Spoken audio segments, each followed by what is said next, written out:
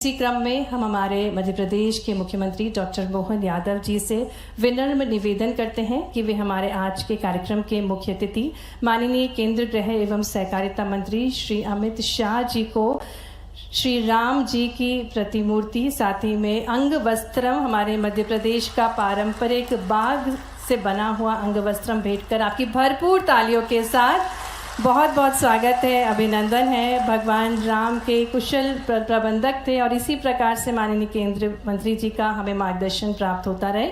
इसी क्रम में आग्रह है हमारे प्रदेश अध्यक्ष श्री वी.डी. शर्मा जी से कि वे माननीय केंद्रीय गृह एवं सहकारिता मंत्री, हमारे भारत के केंद्रीय मंत्री श्री अमित शाह जी को अंग वस्त्रम भेंट कर जोरदार तालियों के साथ स्वागत करें, अभिनंदन करें।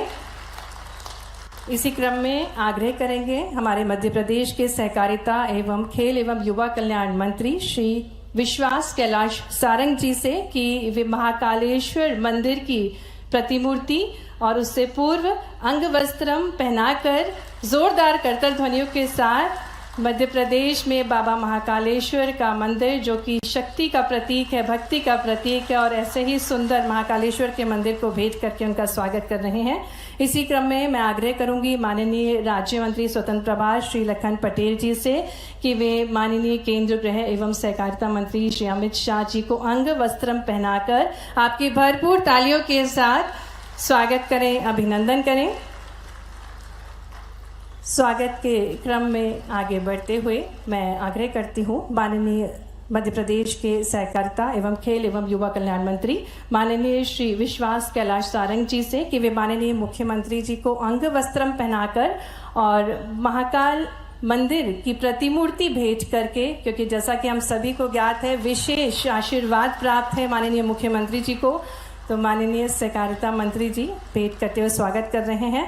मैं आग्रह करूंगी राज्य मंत्री स्वतंत्र प्रभार श्री लखन पटेल जी से कि वे रामलला की मूर्ति से स्वागत करें हमारे प्रदेश अध्यक्ष श्री वी.डी. शर्मा जी का मंच पर। आपकी तालियां निरंतर बजती रहना चाहिए। आज स्वर्णिम अवसर है जिसके हम सभी साक्षी बन रहे हैं।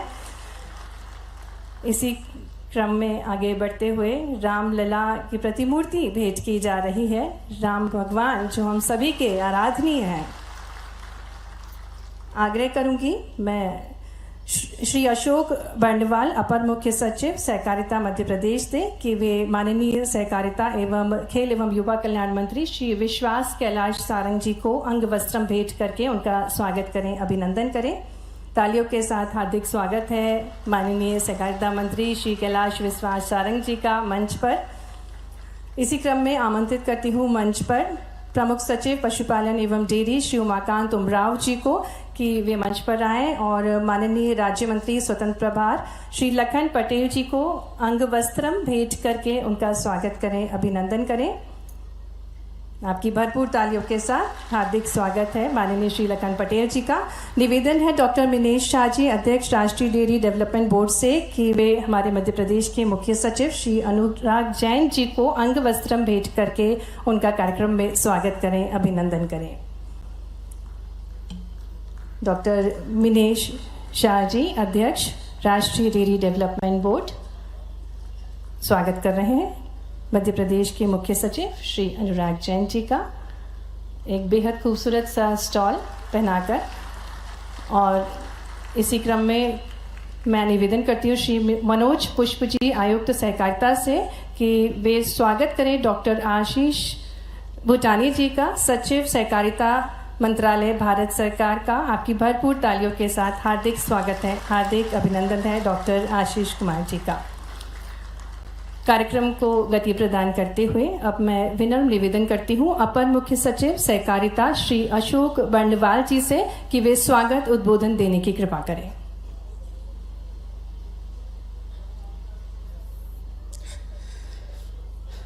आज के राज्य स्तरीय सहकारी सम्मेलन में पधारे सम्माननीय गृह और सहकारिता मंत्री जी श्री अमित शाह जी, मैं मध्य प्रदेश सरकार की ओर से सर आपका हार्दिक स्वागत करता हूं। आज इस अभूतपूर्व किसानों के हित में किए जाने वाले अनुबंध में आपके मार्गदर्शन में जो हो रहा है, इससे प्रदेश के डेयरी सेक्टर को एक नई दिशा मिलेगी और आपके यहाँ होने से हमारी पूरी टीम को, मध्य प्रदेश टीम का उत्साह बढ़ेगा आपके इस स्वागत, आपके समय देने से। मैं सम्माननीय मुख्यमंत्री जी का इस कार्यक्रम में स्वागत करता हूं, जिनके प्रथम अवधारणा के बाद ये पूरा का पूरा कार्यक्रम जो है वो आगे चला है और एक नया इतिहास जो है वो मध्य प्रदेश में डेयरी सेक्टर में रचा जा रहा है। मैं सम्माननीय प्रदेश अध्यक्ष श्री वी.डी. शर्मा जी का आज के कार्यक्रम में स्वागत करता हूं। सभी प्रदेश के सम्माननीय मंत्रीगण, हमारे सहकारिता मंत्री जी सम्माननीय विश्वास सारंग जी, हमारे पशुपालन एवं डेयरी विकास मंत्री सम्माननीय लखन पटेल जी, आप दोनों का जो हमें मार्गदर्शन मिला है इस पूरे कार्यक्रम में, मैं मध्य प्रदेश की तरफ से आप सबका स्वागत करता हूं। हमारे मुख्य सचिव महोदय श्री अनुराग जैन जी, जिनका सतत मार्गदर्शन हमें मिला है इस पूरे एग्रीमेंट को आगे बढ़ाने में, और भारत सरकार से सचिव सहकारिता श्री आशीष भूटानी जी, जिन्होंने अपना बहुमूल्य समय इस कार्यक्रम के लिए निकाला है। सर, आप सबके मार्गदर्शन में मध्य प्रदेश के इस अभूतपूर्व कार्यक्रम को आगे गति मिलेगी और हमें विश्वास है कि आप सबके कारण से हमारी जो टीम है वो पूरे उत्साह के साथ आगे बढ़ेगी और डेयरी सेक्टर को नया रूप देने में हमें मदद मिलेगा। तो मैं आप सभी महान जनों का हार्दिक स्वागत मध्य प्रदेश सरकार की तरफ से इस कार्यक्रम में करता हूँ। धन्यवाद। बहुत बहुत धन्यवाद माननीय स्वागत उद्बोधन के लिए। आज ये अत्यंत हर्ष का विषय है कि मध्य प्रदेश में श्वेत क्रांति के विस्तारीकरण एवं दुग्ध उत्पादक कृषकों की आय में वृद्धि हेतु मध्य प्रदेश शासन द्वारा किए जा रहे विभिन्न प्रयासों एवं सहकारिता से समृद्धि की दिशा में प्रदेश के Madhya Pradesh state cooperative dairy federation एवं 6 सहकारी दुग्ध संघों भोपाल, इंदौर, उज्जैन, ग्वालियर, जबलपुर एवं बुंदेलखंड राष्ट्रीय डेयरी विकास बोर्ड आनंद, चूंकि देश स्तर की प्रतिष्ठित सहकारी संस्था है, के मध्य 5 वर्ष की अवधि हेतु सहकारिता अनुबंध निष्पादित किया जा रहा है। मैं मंच पर आमंत्रित करती हूँ डॉक्टर मीनेश शाह, अध्यक्ष सह प्रबंध निदेशक राष्ट्रीय डेयरी विकास बोर्ड आनंद को आगामी 5 वर्षों में राष्ट्रीय विकास बोर्ड आनंद द्वारा प्रदेश के दुग्ध उत्पाद कृषकों की आय में वृद्धि हेतु दुग्ध सहकारिता के विस्तार, सुदृढ़ीकरण, आधुनिकीकरण हेतु लक्ष्य जो है वो उस कार्यक्रम पर प्रकाश डालने की कृपा करें। आमंत्रित करते हैं डॉक्टर मीनेश शाह जी को। नमस्कार सबको। आज के इस कार्यक्रम के मुख्य अतिथि आदरणीय केंद्रीय गृह एवं देश के प्रथम सहकारिता मंत्री श्री अमित शाह जी, विशिष्ट अतिथि माननीय मुख्यमंत्री मध्य प्रदेश डॉक्टर मोहन यादव जी, माननीय मंत्री सहकारिता एवं खेल युवा कल्याण विभाग मध्य प्रदेश श्री विश्वास सारंग जी, माननीय राज्य मंत्री पशुपालन एवं डेयरी विभाग मध्य प्रदेश शासन श्री लखन पटेल जी, मुख्य सचिव मध्य प्रदेश सरकार श्री अनुराग जैन जी, सचिव सहकारिता भारत सरकार डॉक्टर आशीष कुमार पितानी जी, समग्र सम्माननीय मंत्रीगण, अपर मुख्य सचिव सहकारिता मध्य प्रदेश श्री अशोक बनवाल जी, प्रमुख सचिव पशुपालन एवं डेयरी विभाग श्री उमाकांत उमराव जी, अन्य सभी सम्मानित अतिथिगण, मध्य प्रदेश सरकार एनडीडीबी के समग्र अधिकारीगण, किसान भाइयों और बहनों, आज के इस महत्वपूर्ण राज्य स्तरीय सहकारिता सम्मेलन में सम्मिलित होना मेरे लिए अत्यंत सौभाग्यपूर्ण बात है। सबसे पहले मैं इस अवसर पर माननीय केंद्रीय एवं गृह सहकारिता मंत्री श्री अमित शाह जी का इस बहुत ही महत्वपूर्ण और एक ऐतिहासिक अवसर, जिसमें एनडीडीबी, मध्य प्रदेश सरकार और यहाँ की सहकारी डेयरी संस्थाओं के बीच अनुबंध हो रहा है, उसमें हमारे बीच मौजूद रह के हमारा उत्साह बढ़ाने के लिए उनका हार्दिक अभिनंदन करता हूं और धन्यवाद देता हूं। अपने स्थापना काल से ही आपके प्रेरक नेतृत्व में सहकारिता मंत्रालय द्वारा देश भर में सहकारिता क्षेत्र में कई महत्वपूर्ण गतिविधियों की शुरुआत की गई हैं और इस तरह से सहकारिता की लहर पूरे देश में फैल रही है। आज का यह कार्यक्रम इसी क्रम में आगे बढ़ते हुए आयोजित किया जा रहा है। हमने देखा है कि सहकारिता की ये लहर मध्य प्रदेश राज्य में भी दूर दूर तक पहुंचे और किसानों को और खासकर डेयरी किसानों को इसका लाभ मिले, इसके लिए माननीय मुख्यमंत्री डॉक्टर मोहन यादव जी हमेशा कटिबद्ध रहते हैं। मध्य प्रदेश में डेयरी सहकारिता के विस्तार और सुदृढ़ीकरण की अपार संभावनाओं को देखते हुए माननीय मुख्यमंत्री जी के मार्गदर्शन में जुलाई में राज्य में सहकारी डेयरी क्षेत्र को मजबूत करने के लिए मध्य प्रदेश सरकार, एमपी राज्य सहकारी डेयरी फेडरेशन और एनडीडीबी के बीच एक समझौता ज्ञापन पर हस्ताक्षर किए गए थे। तत्पश्चात एनडीडीबी ने सभी हितधारकों के साथ मिलकर एक विस्तृत कार्य योजना बनाई है और इसे माननीय मुख्यमंत्री जी एवं राज्य सरकार के विभिन्न अधिकारियों को भी प्रस्तुत किया गया और राज्य सरकार ने यह निर्णय लिया कि विभिन्न गतिविधियों एवं नवाचारों के माध्यम से दुग्ध उत्पादकों की आय में अभिवृद्धि करने के लिए उन्हें सहकारिता के माध्यम से संगठित बाजार तक पहुंचने की जरूरत है तथा दूध महासंघ और संबद्ध दुग्ध संघों के कुशल प्रबंधन एवं संचालन की जिम्मेदारी एनडीडीबी को दी जाए। इसी कार्यक्रम में जनवरी 2025 में मध्य प्रदेश मंत्रिपरिषद ने मध्य प्रदेश दूध उत्पादक महासंघ एवं संबंधित संघों तथा एनडीडीबी के बीच एक कोलैबोरेशन एग्रीमेंट करने की स्वीकृति प्रदान की, जिसके तहत सारे ही महासंघ और संबंध दुग्ध संघों का प्रबंधन एवं संचालन की जिम्मेदारी एनडीडीबी को दी है। मैं माननीय पशुपालन एवं डेयरी विभाग मध्य प्रदेश शासन, माननीय सहकारिता मंत्री मध्य प्रदेश शासन का भी धन्यवाद करता हूं, जिन्होंने इस अनुबंध के लिए सक्रिय सहयोग और मार्गदर्शन दिया। इस अनुबंध के कुछ उद्देश्य के बारे में मैं बताऊं तो डेयरी सहकारी समितियों के गठन के माध्यम से सहकारी क्षेत्र का कवरेज का विस्तार करना, जिसमें किसानों को इकट्ठा करना और उनका प्रशिक्षण करना शामिल है।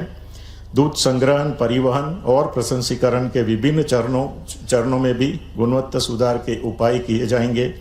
मौजूदा इंफ्रास्ट्रक्चर का हम अच्छी तरह से यूटिलाइज करेंगे, प्लांट को अपग्रेड करेंगे और पूरी वैल्यू चेन में डिजिटाइज करेंगे और दूध उत्पादकों की बाजार जो पहुंच गतिविधियां है उसको भारत के अन्य राज्यों के सहित विपणन और विदेशों में निर्यात के लिए भी हम नीतिगत सुझाव करेंगे और साथ में मानव संसाधनों की तैनाती और उसकी क्षमता निर्माण का भी काम करेंगे। केंद्र सरकार के श्वेत क्रांति 2.0 के लिए मध्य प्रदेश एक बहुत ही महत्वपूर्ण राज्य है, जिसके माध्यम से सहकारिता के क्षेत्र में विस्तार, रोजगार सृजन और महिला सशक्तिकरण किया जाना है। और इस योजना के अंतर्गत हमने जो कुछ लक्ष्य किए हैं, सहकारी संस्थाओं द्वारा दूध का संकलन दोगुना करना, अभी जो 12 लाख है उसको 24 लाख किलोग्राम तक ले जाएंगे। उनके द्वारा तरल दूध की बिक्री जो अभी 7 लाख है उसको 15 लाख लीटर तक ले जाएंगे। राज्य में संस्थाओं को जो डेयरी प्लांट की क्षमता है उसको हम 18 से 30 लाख तक बढ़ाएंगे और पशु प्रजनन, पोषण और स्वास्थ्य के क्षेत्र में हस्तक्षेप करके उत्पादकता में वृद्धि करेंगे। साथ ही बायोगैस और गोबर प्रबंधन और ऑर्गेनिक खेती को हम बढ़ावा देंगे। एनडीडीबी ने एमपीसीडीएफ और दुग्ध संघों में अपने ऑफिसर्स की प्रबंध की जिम्मेदारी के लिए पोस्ट कर दिया है और अपनी सहायक संस्थाओं के साथ इस जिम्मेदारी को लेने और इससे बखूबी पूरा करने के लिए पूरी तरह से कटिबद्ध है। मैं आप सबको ये विश्वास दिलाता हूँ, एनडीडीबी डेयरी सहकारिता के क्षेत्र के पुनरुद्धार, विस्तार और सुदृढ़ीकरण करने के लिए हर संभव प्रयास करेगा ताकि राज्य में डेयरी व्यवसाय को गति मिले और हमारे लाखों दूध उत्पादकों के जीवन में एक नई उमंग और खुशहाली आए। आप सबका बहुत बहुत धन्यवाद।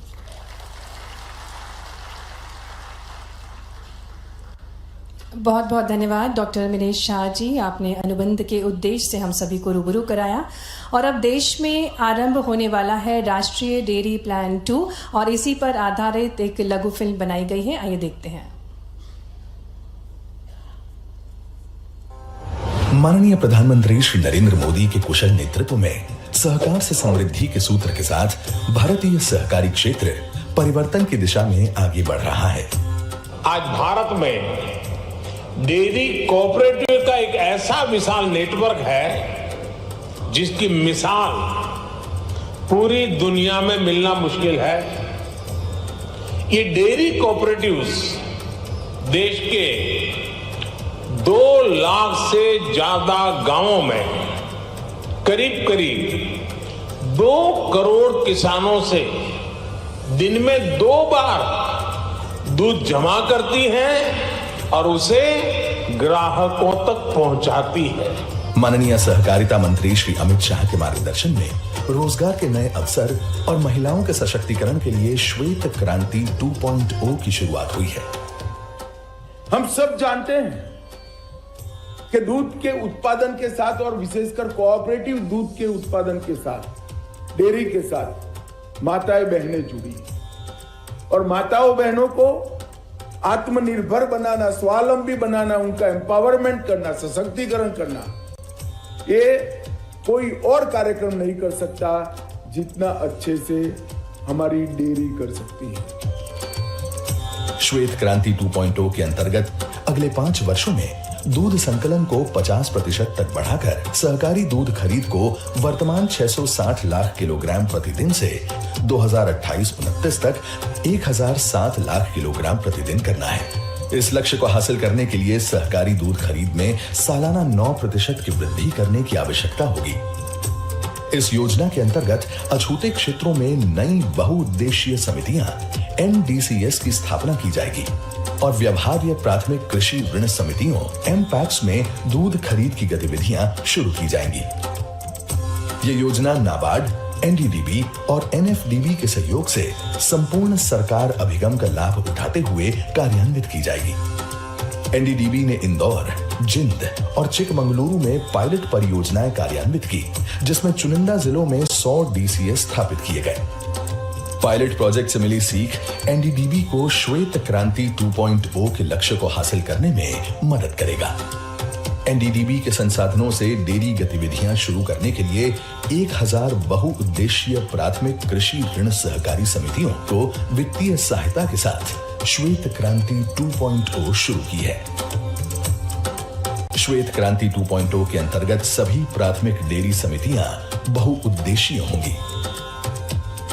इसी दिशा में आज NDDB मध्य प्रदेश के साथ सहयोग करने जा रहा है। मुझे इस बात की प्रसन्नता है कि मध्य प्रदेश सरकार यशस्वी प्रधानमंत्री श्रीमान नरेंद्र मोदी जी के नेतृत्व में कदम से कदम मिला करके विकास के मामले में आगे बढ़ रही है। आज यशस्वी गृह मंत्री श्रीमान अमित शाह जी से मुलाकात के दरमियान मध्य प्रदेश में सहकारिता के क्षेत्र में भी काफ़ी काम की गुंजाइश है और खास करके पशुपालन और दूध उत्पादन को लेकर के हमारे पास नेशनल डेयरी डेवलपमेंट बोर्ड के माध्यम से सहकारिता के लिए बड़ा स्कोप है। उद्योग के साथ साथ फूड इंडस्ट्री में बढ़ावा देने की दृष्टि से दूध इंडस्ट्री को बढ़ावा देने के लिए मध्य प्रदेश में डेयरी विकास की असीम संभावनाएं हैं। मध्य प्रदेश में 5500 से अधिक गांव के स्तर पर सहकारी समितियां बनाना और उन्हें सुदृढ़ करना प्रस्तावित है। मध्य प्रदेश डेयरी योजना के अंतर्गत कुछ मुख्य लक्ष्य हैं। दूध संकलन को दैनिक 10 से 20 लाख किलोग्राम तक बढ़ाना, दूध बिक्री को 7 से 15 लाख लीटर तक बढ़ाना, डेयरी प्लांट की क्षमता को 18 से 30 लाख लीटर प्रतिदिन तक बढ़ाना, पशु प्रजनन, पोषण और स्वास्थ्य के क्षेत्र में हस्तक्षेप कर पशु उत्पादकता में वृद्धि करना और साथ ही साथ बायोगैस, गोबर प्रबंधन और ऑर्गेनिक खेती को बढ़ावा देना। श्वेत क्रांति 2.0 ग्रामीण भारत को सशक्त बनाने, मजबूत बुनियादी ढांचे के निर्माण और महत्वपूर्ण निर्यात क्षमता को अनलॉक करते हुए डेयरी उद्योग को तैयार करेगा और इसमें मध्य प्रदेश राज्य का महत्वपूर्ण योगदान होगा। तो भोपाल की तस्वीरें आप देख रहे हैं, जहां राज्य स्तरीय सहकारी समिति का सम्मेलन का आयोजन हो रहा है और अमित शाह भी इस कार्यक्रम में पहुंचे। भोपाल से देख रहे हैं आप, जहां केंद्रीय गृह मंत्री अमित शाह राष्ट्रीय सहकारिता सम्मेलन में शामिल होने के लिए राजधानी भोपाल पहुंचे हैं, जहां उनके साथ मुख्यमंत्री डॉक्टर मोहन यादव और मोहन मंत्रिमंडल शामिल है और कार्यक्रम में सहकारिता मंत्री विश्वास सारंग भी शामिल हुए। अधिकारी, कर्मचारी एवं पूरे प्रदेश से आए सभी सहकारिता और दुग्ध उत्पादन के क्षेत्र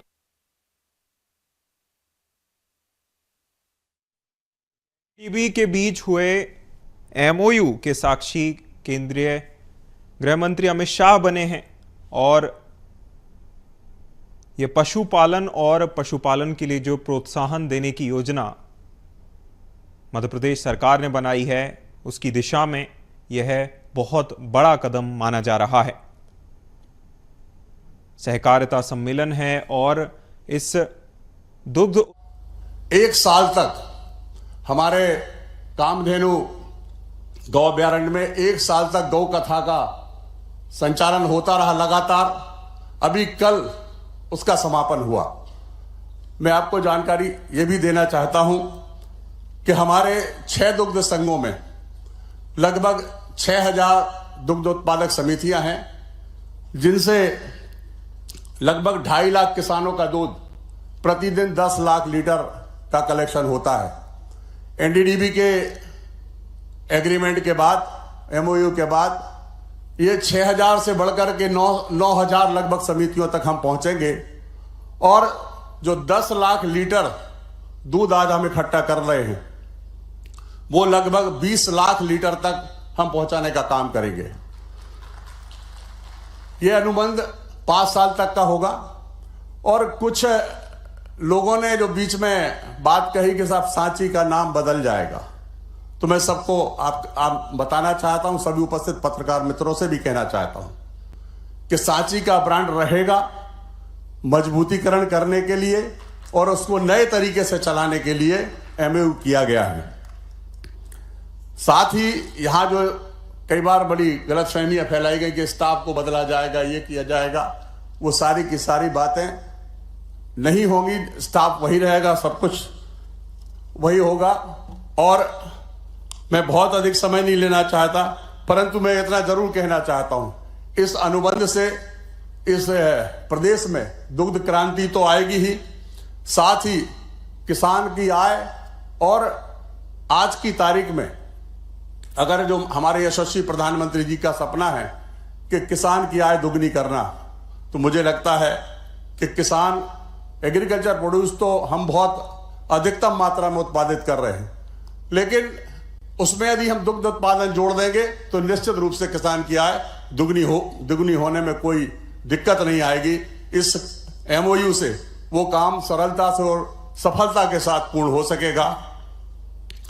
भाई साहब, एक निवेदन करना चाहता हूं, भाई हमारे यशस्वी मुख्यमंत्री जी के नेतृत्व में एक बहुत बड़ा फैसला लिया गया और हमारे कैबिनेट के सभी सदस्यगणों ने उसमें भरपूर तरीके से समर्थन किया। उसका मैं आपको सिर्फ 2 लाइन करके आपको बताना चाहता हूं कि अभी एक फैसला लिया गया कि जैसे एमओयू जब हमारा हो रहा है तो दुग्ध उत्पादन के लिए गाय और भैंस हम खरीदने के लिए हमने 25 की एक यूनिट बनाई है, जिसमें 25 गाय और 25 भैंस या 25 भैंस हम ले सकेंगे।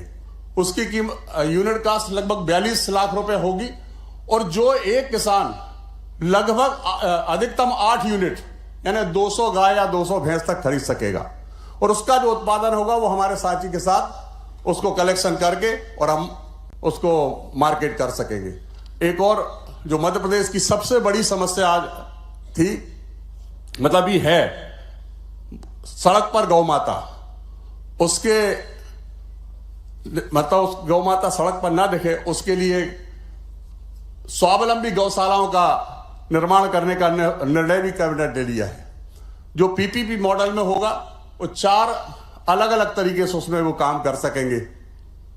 उसमें सीएनजी बनाकर भी काम कर सकेंगे, उसमें दुग्ध उत्पादन भी करेंगे, खाद बनाएंगे, जो जैविक खाद की हम बात करते हैं सबसे बड़ी बात वो होगी, और उससे भी महत्वपूर्ण बात इसके अंदर होगी जो ब्रीड इंप्रूवमेंट की बात होगी। नस्ल सुधार का काम, हम देसी नस्ल सुधार का काम करेंगे। ये सारे के सारे काम होंगे। इस अवसर पर मैं आपका एक बार फिर से इस मध्य प्रदेश की धरा पर बहुत बहुत स्वागत करता हूं, वंदन करता हूं, अभिनंदन करता हूं। धन्यवाद। जय हिंद, जय भारत। बहुत बहुत धन्यवाद माननीय राज्य मंत्री स्वतंत्र प्रभार श्री लखन पटेल जी आपके उद्बोधन के लिए। और अब मैं निवेदन करती हूं हमारे मध्य प्रदेश के सहकारिता और खेल एवं युवा कल्याण मंत्री श्री विश्वास सारंग जी से कि वे उद्बोधन देने की कृपा करें। आज के इस कार्यक्रम के मुख्य अतिथि हमारे गृह एवं सहकारिता मंत्री परम आदरणीय अमित शाह जी, हमारे मध्य प्रदेश के यशस्वी मुख्यमंत्री परम आदरणीय डॉक्टर मोहन यादव जी, सांसद एवं भारतीय जनता पार्टी के प्रदेश के अध्यक्ष आदरणीय बीडी शर्मा जी, हमारे पशुपालन मंत्री आदरणीय लखन पटेल जी, अनुराग जी, आशीष जी, इस कार्यक्रम में उपस्थित हमारे उप मुख्यमंत्रीगण, सभी वरिष्ठ मंत्रीगण, अधिकारीगण और सभी विशिष्ट जन। निश्चित रूप से आज का दिन मध्य प्रदेश के सहकारी आंदोलन और खासकर श्वेत क्रांति के लिए मील का पत्थर साबित होने वाला है। कहा जाता है कि यदि खेती को हमें फायदे का धंधा बनाना है, किसान की आय को दुगनी करना है, तो हमें कृषि के साथ साथ एलाइड जो उसके और विषय हैं उस पर भी काम करना होगा। और पशुपालन और दूध उत्पादन उसमें सबसे महत्वपूर्ण अंग है। और आज एनडीडीबी के साथ जो मध्य प्रदेश सरकार का करारनामा हो रहा है, वो निश्चित रूप से इस दूध के आंदोलन में नई क्रांति लेकर आएगा। मैं बहुत बधाई देता हूं और बहुत अभिनंदन करता हूं। बिना सहकार नहीं उद्धार, यह मूल वाक्य है समाज के उन्नयन के लिए। हमारे देश के यशस्वी प्रधानमंत्री नरेंद्र मोदी जी ने सपना देखा है कि 2047 जब ये हिंदुस्तान अपनी आजादी के 100 वर्ष पूर्ण करेगा, एक विकसित भारत का निर्माण हो। और यदि विकसित भारत का निर्माण करना है तो हमें अलग अलग वर्टिकल पर काम करना होगा। पर निश्चित रूप से यदि हमें अर्थव्यवस्था को सशक्त बनाना है, स्वावलंबी अर्थव्यवस्था बनानी है, सस्टेनेबल डेवलपमेंट पर बात करना, इंक्लूसिव डेवलपमेंट पर बात करना है, तो सहकारिता उसमें बहुत महत्वपूर्ण आयाम है। और इसीलिए देश में प्रथम सहकारिता मंत्री आदरणीय अमित शाह जी ने हमें नारा दिया है, सहकार से समृद्धि। और देश के सहकारिता विभाग ने एक नया नवाचार किया है। वो पैक्स जो अभी तक केवल क्रेडिट मूवमेंट तक सीमित थी, उनको एम पैक्स में तब्दील करना, बहुउद्देशीय पैक्स का निर्माण करना है। और उसके लिए केंद्र सरकार ने हमें अलग अलग लक्ष्य दिए। मैं माननीय सहकारिता मंत्री जी को विनम्र अनुरोध करना चाहता हूं कि मध्य प्रदेश ने केंद्रीय विभाग द्वारा जो जो हमें निर्देश दिए, हमने उसका 100% पालन किया। और हम चाहे वो कंप्यूटराइजेशन की बात हो, चाहे जन औषधि केंद्र खोलने की बात हो, अलग अलग आयाम पर हमने हर स्तर पर काम किया है। माननीय मुख्यमंत्री जी के नेतृत्व में सहकारी आंदोलन का विस्तार, उसकी पारदर्शिता, उसकी जिम्मेदारी, इस स्तर पर भी हमने बहुत काम किया है। ह्यूमन रिसोर्स को लेकर हमने विशेष अभियान चलाया और हमने सुनिश्चित किया कि देश की नामी ग्रामी आईबीपीएस के माध्यम से ही हम अब अपना रिक्रूटमेंट करें। उनकी ट्रेनिंग पर हम काम कर रहे हैं। माननीय प्रधानमंत्री जी ने जो मिशन कर्मयोगी एक लक्ष्य दिया है, मुझे इस बात की प्रसन्नता है कि मध्य प्रदेश के सहकारिता विभाग के लगभग 100% हमारे अधिकारी कर्मचारियों ने कर्मयोगी मिशन में अपने आप को जोड़ा है। गांव की इकोनॉमी, शहर का रोजगार, इसको लेकर हमने लगातार काम किया है। हमने एक्ट पर बहुत अच्छा काम किया और ईज ऑफ डूइंग बिजनेस पर हमने काम करते हुए मध्य प्रदेश में, चाहे वो जन विश्वास विधेयक की बात हो या के क्षेत्र को सशक्त और ताकतवर बनाने का जो प्रयास आज इस एमओयू के माध्यम से हो रहा है, मैं ऐसा मानता हूं कि मध्य प्रदेश विकास के नए आयाम स्थापित करेगा। और इस दिशा में आदरणीय अमित शाह जी का, माननीय प्रधानमंत्री मोदी जी का मध्य प्रदेश के ऊपर जो आशीर्वाद है, ये भी आज एक नई सौगात मध्य प्रदेश को वो देके जा रहे हैं। इसलिए मैं उनका बहुत हृदय से स्वागत, वंदन, अभिनंदन करता हूं। बहुत बहुत धन्यवाद। जय हिंद, जय भारत। बहुत बहुत धन्यवाद आदरणीय प्रदेश अध्यक्ष श्री विष्णुदत्त शर्मा जी। और अब हम आमंत्रित करने जा रहे हैं हमारे प्रदेश के नेतृत्व, जिनके नेतृत्व में मध्य प्रदेश जहां अपनी गौरवशाली विरासत, संस्कृति और परंपराएं सजोई जा रही हैं और सहस्त्रों वर्षों की पहचान के लिए मध्य प्रदेश को विकास की नई ऊंचाइयों पर जो ले जा रहे हैं। और माननीय प्रधानमंत्री जी के विकसित भारत के संकल्प को जिन्होंने आत्मसात कर लिया है, अतुलनीय भारत के निर्माण में की दिशा में जो कार्य कर रहे हैं, उनको हम आमंत्रित करते हैं। हमारे यशस्वी मुख्यमंत्री जी डॉक्टर मोहन यादव जी से आग्रह करते हैं उनके ओजस्वी विचारों के लिए।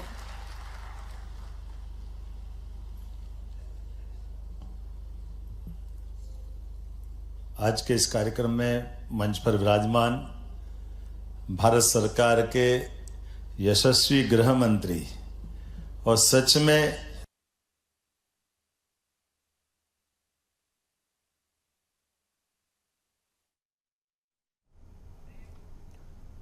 तो सीधी तस्वीरें राजधानी भोपाल से देख रहे हैं आप। सहकारिता सम्मेलन में शामिल होने के लिए केंद्रीय गृह मंत्री अमित शाह के साथ मुख्यमंत्री डॉक्टर मोहन यादव और उनका मंत्रिमंडल भी पहुंचा है, जहां एनडीडीबी और दुग्ध संघ के बीच एमओयू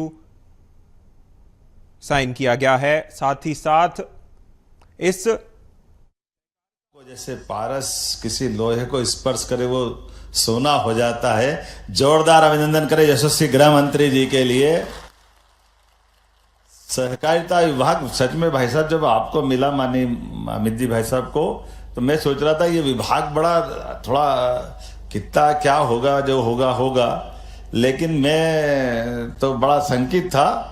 लेकिन ये बात भी सही है कि जिस प्रकार से नेशनल डेयरी डेवलपमेंट बोर्ड के माध्यम से आपने राज्यों को प्रेरित किया है कि हाँ हमारे अपने राज्यों की आय किसानों की कैसे कैसे बढ़ सकती है, सच में ये इसी प्रकार के प्रयोग के आधार पर बढ़ सकती। जोरदार अभिनंदन करें माननीय गृह मंत्री जी का। इस आयोजन में हमारे बीच मौजूद माननीय खजुराहो सांसद श्रीमान विष्णुदत्त शर्मा जी, अध्यक्ष भाजपा प्रदेश। इस अवसर पर सहकारिता मंत्री माननीय विश्वास सारंग जी, पशुपालन मंत्री माननीय लखन पटेल जी, सीएस अनुराग जी, डॉक्टर आशीष कुमार भूटानी जी। इस अवसर पर मंच के सामने उपस्थित सभी माननीय उप मुख्यमंत्रीगण, मंत्रीगण, महामंत्रित अतिथिगण, सभी सहकारिता और पशुपालन विभाग से जुड़े हुए सभी भाइयों बहनों पत्रकार साथियों, सहकारिता विभाग के माध्यम से जब हम ये आयोजन को कर रहे हैं तो जो एक साथ जब मैंने प्रारंभ में बात कही है कि नीचे के स्तर तक भी बहुउद्देशीय समितियों के माध्यम से जोड़ करके जो कल्पना की है, हमारे लिए तो ये और महत्व की बात है। और मैं अपने लिए स्वयं के मानूं तो मेरे लिए भी हमारे घर के खुद की आय का साधन भी बड़े पैमाने पर पशुपालन से होने वाली दूध उत्पादन की क्षमता के बलबूते पर मैं स्वयं भी उससे अपने आप में परिवार में गौरवान्वित होता हूं कि हाँ हमारी सरकार ने आकर के ये जो दूध उत्पादन के मसले पे विचार किया है और ये जिस प्रकार का निर्णय है आज और जो योजना है, मुझे मालूम है कल डॉक्टर भीमराव अंबेडकर जयंती है। जोरदार अभिनंदन करें एक ऐसे अदिति महापुरुष के लिए जिसने समानता के लिए अद्भुत काम किया और हमारी सरकार ने डॉक्टर भीमराव अंबेडकर को निमित्त बना करके उनकी जन्म जयंती के अवसर पर कामधेनु गोपालन योजना को लागू करने का काम किया है, जो कल के बाद माननीय लखन पटेल जी ने बताया। जोरदार अभिनंदन करें। 25 से ज्यादा जो गौमाताएं के लेकर के 1 यूनिट उसमें 25% अनुदान और अधिकतम 200 गाय माता अगर आप पालेंगे तो लगभग 25% गाय माता एक तरह से आपको उस आपके प्रबंधन के लिए अनुदान के रूप में दी जाएगी। और ये केवल जीवन में दूध उत्पादन के लिए हमारे प्रदेश में और अनुकूल माहौल है। हमारे यहाँ यद्यपि कृषि विकास दर बहुत अच्छी है, कृषि विकास दर के माध्यम से हमारी अपनी एक अलग पहचान देश में बनी है, लेकिन दूध उत्पादन में भी उतनी क्षमता, उतनी योग्यता, उतनी संभावना है। जैसे 9% दूध उत्पादन अभी राज्य का है, इसको 20% तक करना है।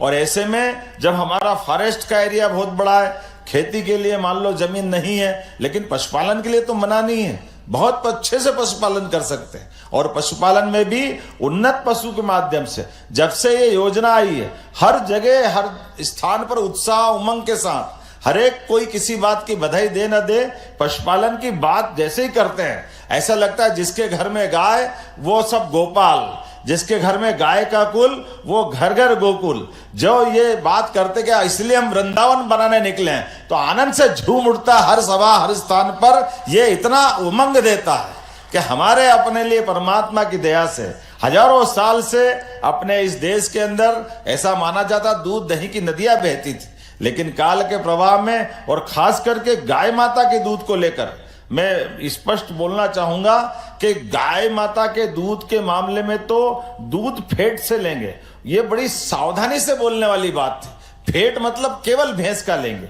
गाय का लेते नहीं थे। जब गाय का दूध ही नहीं खरीदोगे तो गोपालन को बढ़ावा कैसे मिलेगा।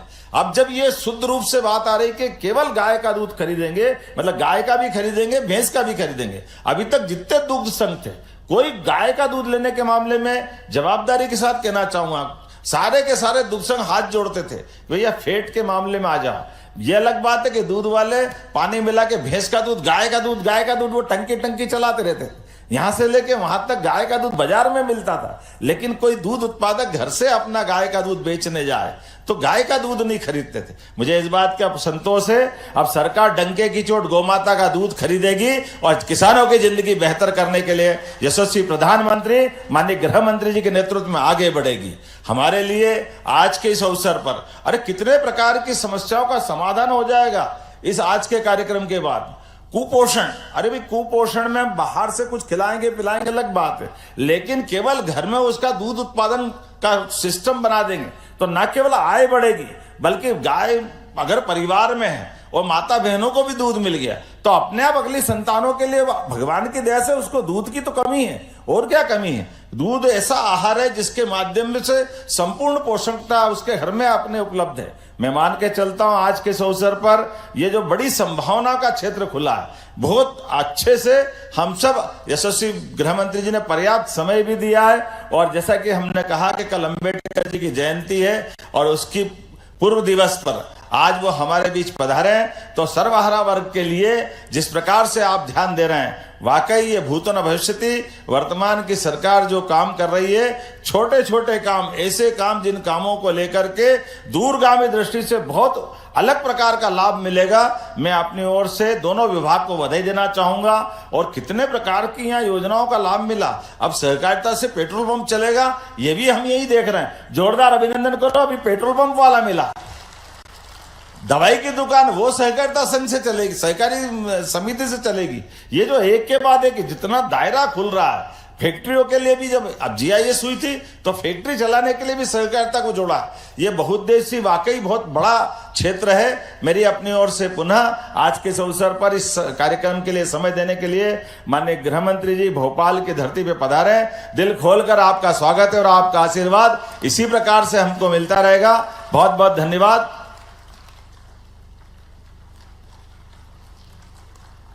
बहुत बहुत धन्यवाद माननीय मुख्यमंत्री जी। चाहे बात हो एक नए भारत के निर्माण की या हमारे यशस्वी प्रधानमंत्री जी के विकसित भारत के स्वप्न की, इन सब के केंद्र में जो व्यक्तित्व अपनी दृढ़ निष्ठा, तेजस्वी नेतृत्व और अद्वितीय दूरदृष्टि से मार्ग प्रशस्त कर रहे हैं, वे हैं हमारे देश के पहले केंद्रीय सहकारिता मंत्री माननीय गृह एवं सहकारिता मंत्री श्री अमित शाह जी। आपने सरल से जटिल और संघर्ष से समाधान तक की यात्रा को न केवल नेतृत्व प्रदान किया बल्कि सहकारिता को एक जन आंदोलन का स्वरूप भी दिया है। आपकी सूक्ष्म दृष्टि, निर्णायक सोच, राष्ट्रहित के प्रति अद्वितीय समर्पण ने भारत को विकास की नई ऊंचाइयों तक पहुंचाया है। देवियों सज्जनों, आपकी भरपूर तालियों के साथ, जोरदार तालियों के साथ हम निवेदन करते हैं, उस प्रेरणा सूत्र से आग्रह करते हैं माननीय गृह एवं सहकारिता केंद्रीय मंत्री जी से कि वे प्रेरणा वचनों से हम सभी को कृतार्थ करने की कृपा करें।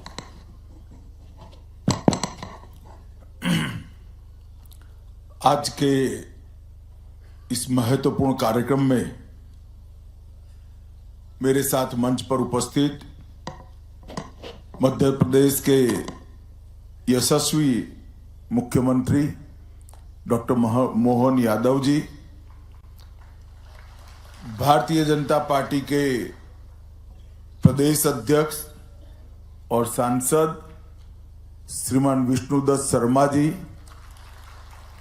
मध्य प्रदेश के सहकारिता मंत्री श्रीमान विश्वास सारंग जी, मध्य प्रदेश के पशुपालन मंत्री भाई लखन पटेल जी, मध्य प्रदेश के मुख्य सचिव श्री अनुराग जैन जी, भारत सरकार के सहकारिता मंत्री सहकारिता सचिव डॉक्टर आशीष कुमार भूतानी जी, और आज मध्य प्रदेश के सहकारिता क्षेत्र से और विशेषकर डेयरी सहकारिता से मध्य प्रदेश भर से आए हुए प्यारे भाइयों और बहनों, आप सभी को मेरा नमस्कार। मित्रों, मध्य प्रदेश के अंदर कृषि, पशुपालन और सहकारिता तीनों क्षेत्र में ढेर सारी संभावनाएं पड़ी हुई,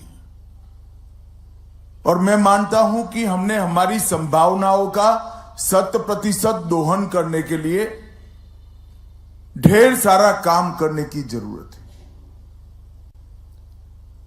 और सालों से जो सहकारिता आंदोलन धीरे धीरे धीरे धीरे मृतप्राय होता जा रहा था,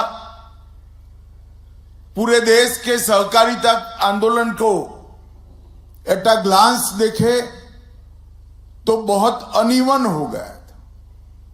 कुछ राज्यों में सहकारिता आंदोलन गति पकड़ चुका, आगे बढ़ चुका,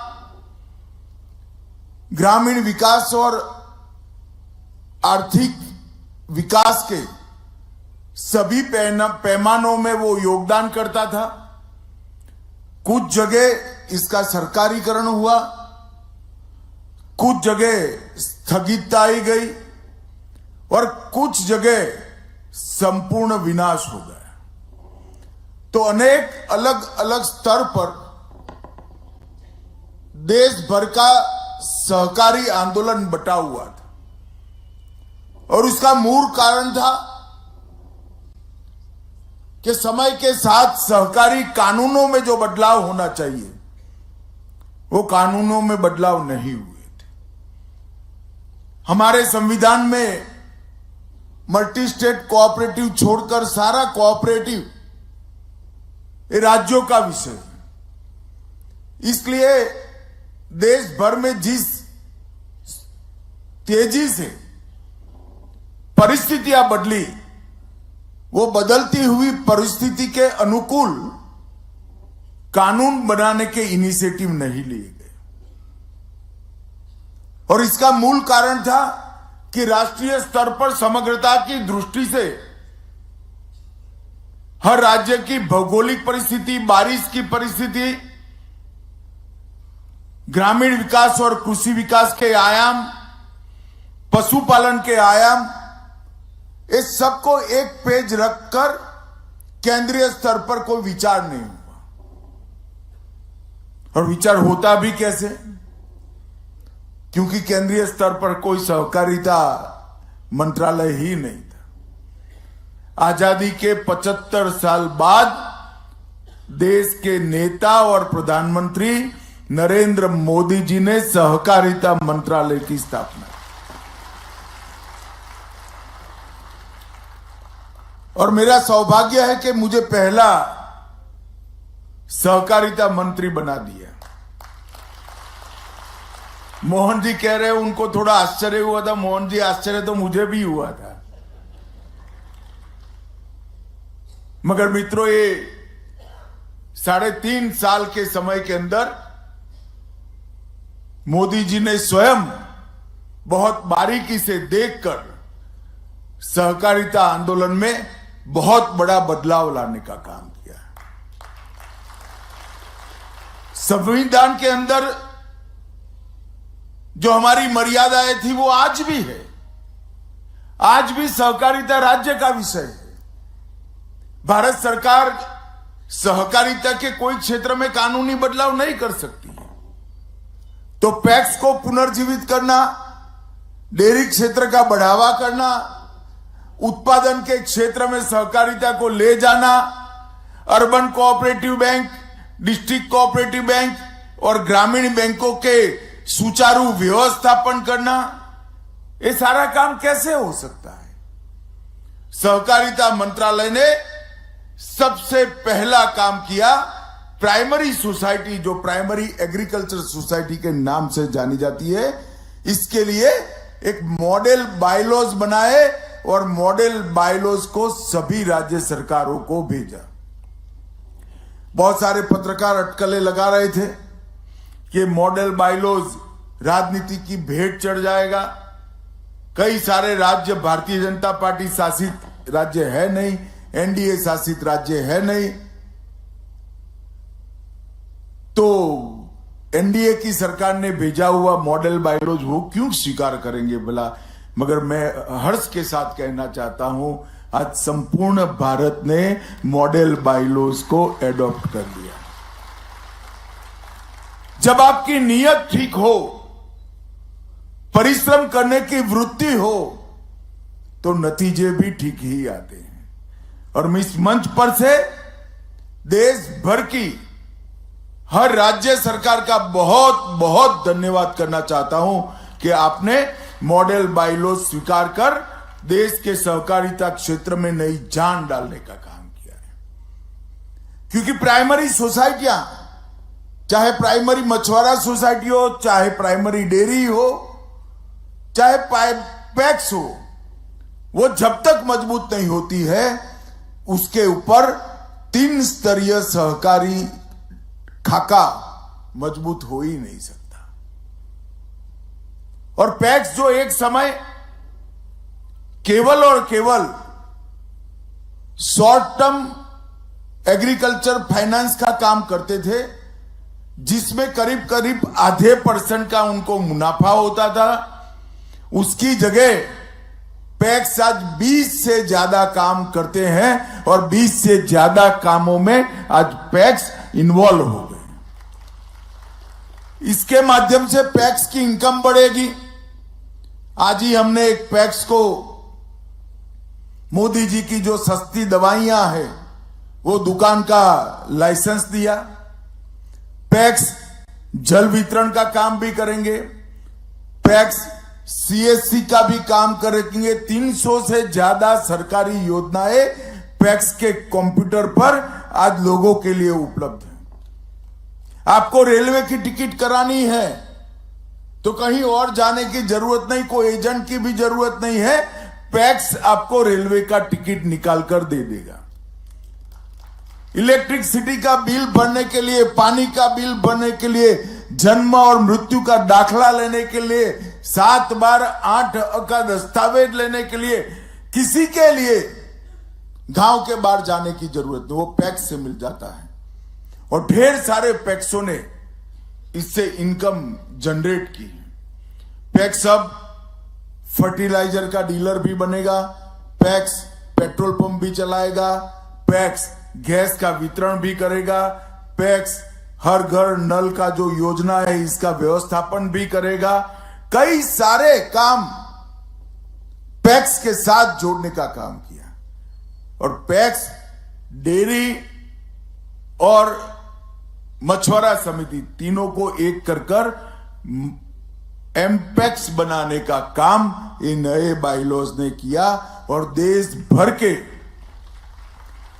जितने भी पैक्स बने थे वो सबका केंद्र सरकार ने 2500 करोड़ के खर्चे से 100% कंप्यूटराइजेशन करने का काम किया। और मैं मध्य प्रदेश सरकार को बधाई देना चाहता हूं कि पैक्स के कंप्यूटराइजेशन में पूरे भारत में पहला नंबर अपनी मध्य प्रदेश सरकार का। और पूरा कंप्यूटराइजेशन होकर डिस्ट्रिक्ट कोऑपरेटिव बैंक के साथ जुड़ा हुआ, नाबार्ड स्टेट कोऑपरेटिव बैंक के साथ जुड़ा हुआ, नाबार्ड के साथ भी हुआ और ऑनलाइन ऑडिट कर सके ऐसी व्यवस्था उत्पन्न हो गई, जिसके कारण पारदर्शिता आई। और ये सारे पैक्स जो कंप्यूटराइज हुए वो सारे भारत की 13 भाषाओं में किसान की भाषा में काम कर रहे हैं। किसान को बैंक अकाउंट देना है, मध्य प्रदेश है तो हिंदी में दिखाई पड़ेगा, गुजरात है तो गुजराती में, बंगाल है तो बंगाली में, तमिलनाडु है तो तमिल में दिखाई पड़ेगा। इस प्रकार का एक सुंदर सॉफ्टवेयर बनाकर भारत सरकार ने पैक्स के अंदर प्रस्थापित करने का काम किया। 3 नई राष्ट्रीय कक्षा की सहकारी समितियां बनाई, किसानों की उत्पाद को विश्व के बाजार में बेचने के लिए एक्सपोर्ट कोऑपरेटिव बनाया, ऑर्गेनिक प्रोडक्ट वाले किसान को जिसने अपना एक खेत को ऑर्गेनिक कर लिया है उसको ज्यादा रेट मिले, इसलिए राष्ट्रीय स्तर पर ऑर्गेनिक कोऑपरेटिव बनाया। और ये दोनों इनिशिएटिव से ढेर सारा आने वाले दिनों में, मेरी बात याद रखना, 20 साल के बाद ये अमूल और अन्य संस्थाओं से भी बड़े संस्थान बनने जा रहे हैं। मेरी बात याद रखिए। इसके साथ एक बीज के लिए कोऑपरेटिव बनाकर, अभी बीज की खेती बड़े किसान ही कर सकते हैं, क्योंकि प्राइवेट कंपनियां बीज का प्लॉट देती है तो 4 हेक्टेयर मिनिमम रिक्वायरमेंट रखी है, परंतु हमने 2.5 एकड़ की जोत वाले किसान को भी बीज की खेती के लिए, बीज की कोऑपरेटिव के लिए मौका देने की शुरुआत की। और भारत के जितने भी मीठे बीज हैं, नॉन हाइब्रिड बीज हैं, इसका संरक्षण और संवर्धन ये हमारी बीज कोऑपरेटिव कर रही है। मित्रों, ये तीनों कोऑपरेटिव के माध्यम से किसान को अपनी उपज का उचित दाम भी मिलेगा, विश्व के बाजार में किसान को जाने के लिए एक प्लेटफॉर्म मिलेगा, और जो मुनाफा होगा, चाहे एक्सपोर्ट का हो, ऑर्गेनिक का, वो कोऑपरेटिव डेयरी की पैटर्न पर किसान के बैंक अकाउंट में आना पई के साथ जमा हो जाएगा। इसका मुनाफा किसान को मिलेगा, व्यापारी को नहीं मिलेगा। ये बहुत बड़ी उपलब्धि हमने की। सहकारिता के अंदर प्रशिक्षण के लिए सहकारिता विश्वविद्यालय भी बनाया। हर क्षेत्र के तज्ञ वहीं से निकलेंगे, जिसका स्वभाव ही सहकारिता का होगा, चाहे वो अकाउंटेंट हो, डेयरी इंजीनियर हो, पशु का डॉक्टर हो, कृषि वैज्ञानिक हो, ये सारों को ट्रेन कर हम वहां से बाहर निकालेंगे। मित्रों, आज मैं एनडीडीबी और मध्य प्रदेश के फेडरेशन के बीच के एग्रीमेंट को, उसका साक्षी बनने के लिए यहां आया हूं। काफी अच्छी बात हुई, परंतु मध्य प्रदेश के अंदर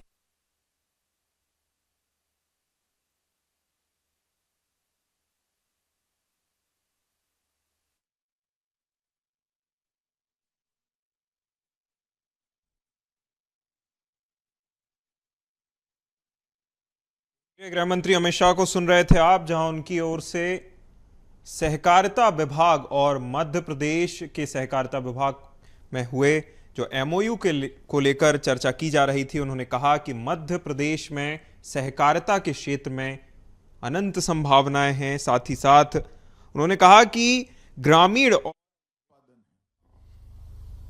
जो देश के 9% है, और उसमें से सहकारी डेयरियों के अंदर 1% से कम दूध आ रहा है।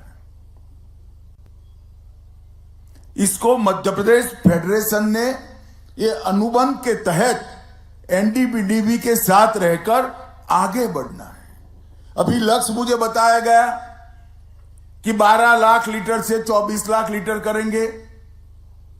अब 24 लाख लीटर करोगे तो 5.5 करोड़ में से 24 लाख लीटर।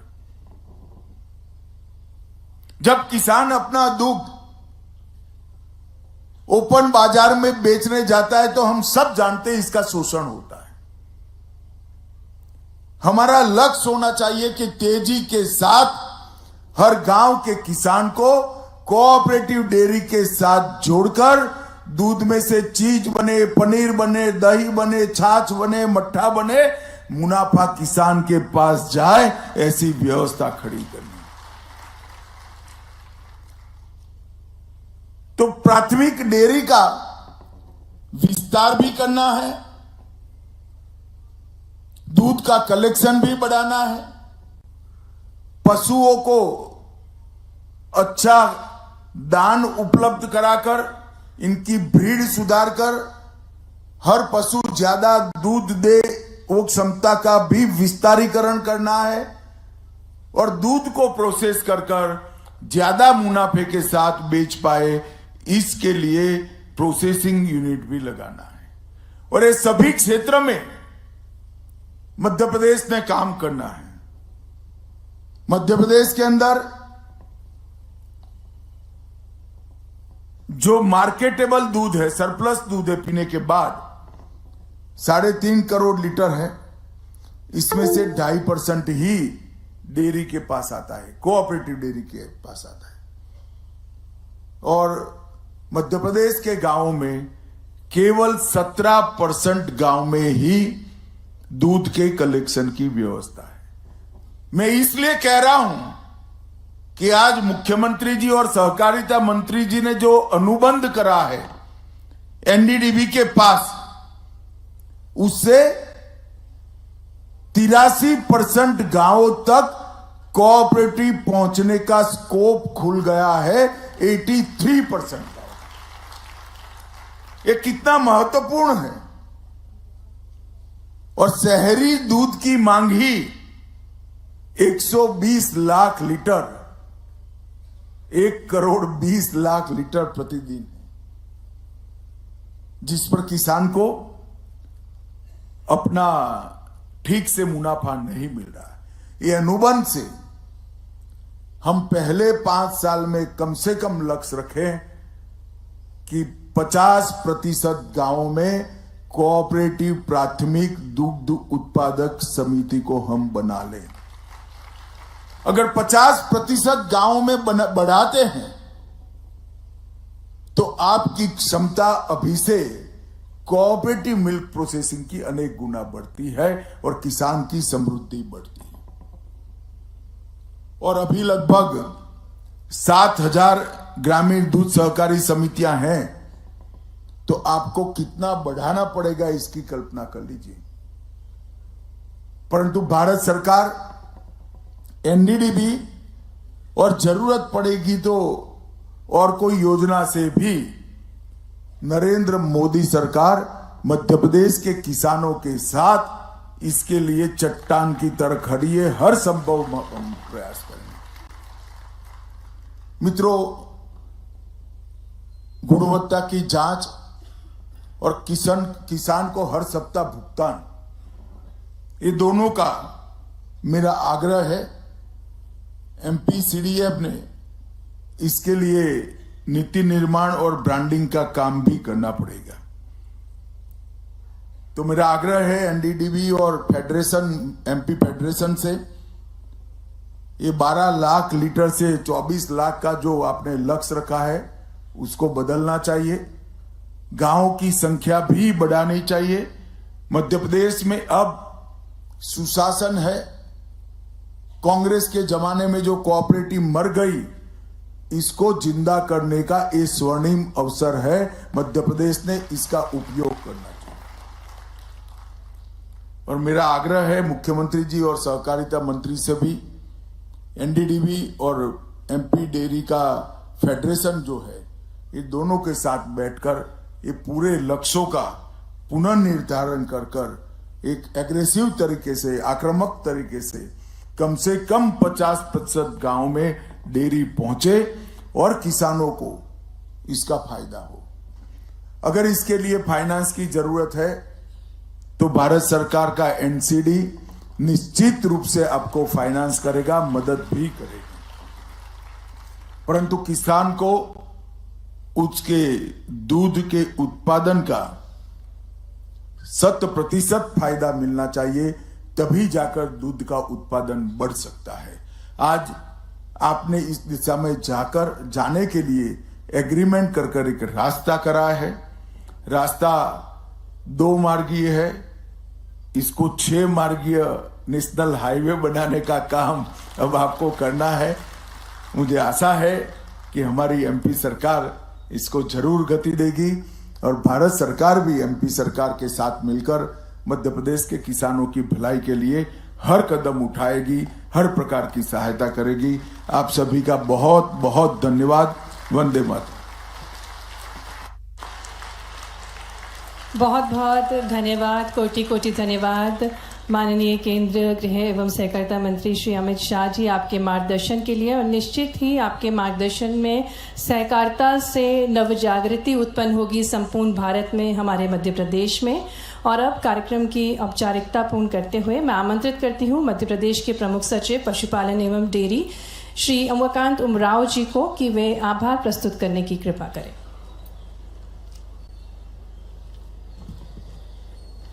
आज के कार्यक्रम के माननीय मुख्य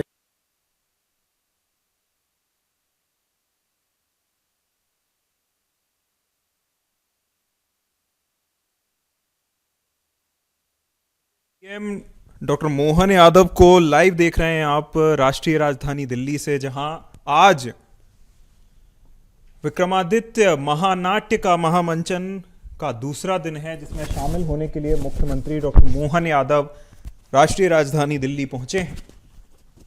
महामंचन का आज दूसरा दिन है। कल उपराष्ट्रपति जगदीप धनखड़ ने इस विक्रमोत्सव के तहत विक्रमादित्य महानाट्य के महामंचन का शुभारंभ किया था, जिसमें शामिल होने के लिए मुख्यमंत्री डॉक्टर मोहन यादव दिल्ली पहुंचे हैं।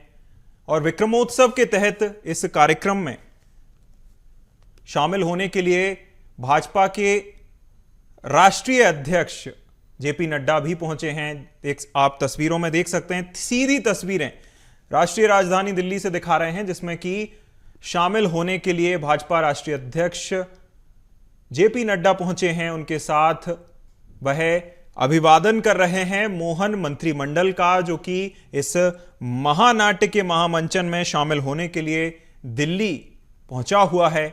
और मुख्यमंत्री डॉक्टर मोहन यादव को आप देख रहे हैं, उनके साथ भाजपा के राष्ट्रीय अध्यक्ष जेपी नड्डा आज महामंचन में शामिल होने के लिए पहुंचे हैं। देखिए, मुख्यमंत्री डॉक्टर मोहन यादव ने मध्य प्रदेश सरकार की ओर से और मध्य प्रदेश के वास्तुकला से लेकर जो शिल्पकला और जो हैंडलूम को लेकर प्रदर्शनी लगाई गई है विक्रमोत्सव के तहत, मुख्यमंत्री डॉक्टर मोहन यादव ने सभी प्रदर्शनियों का अवलोकन किया।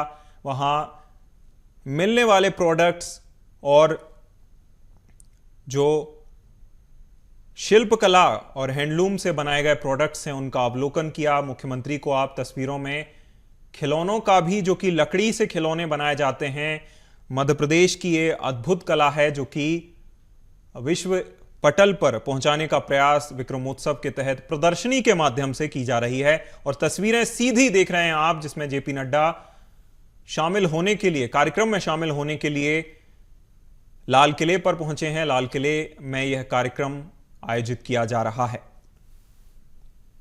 उनके साथ मुख्यमंत्री डॉक्टर मोहन यादव और मोहन मंत्रिमंडल के सदस्य इस कार्यक्रम में शामिल होने के लिए पहुंचे हैं।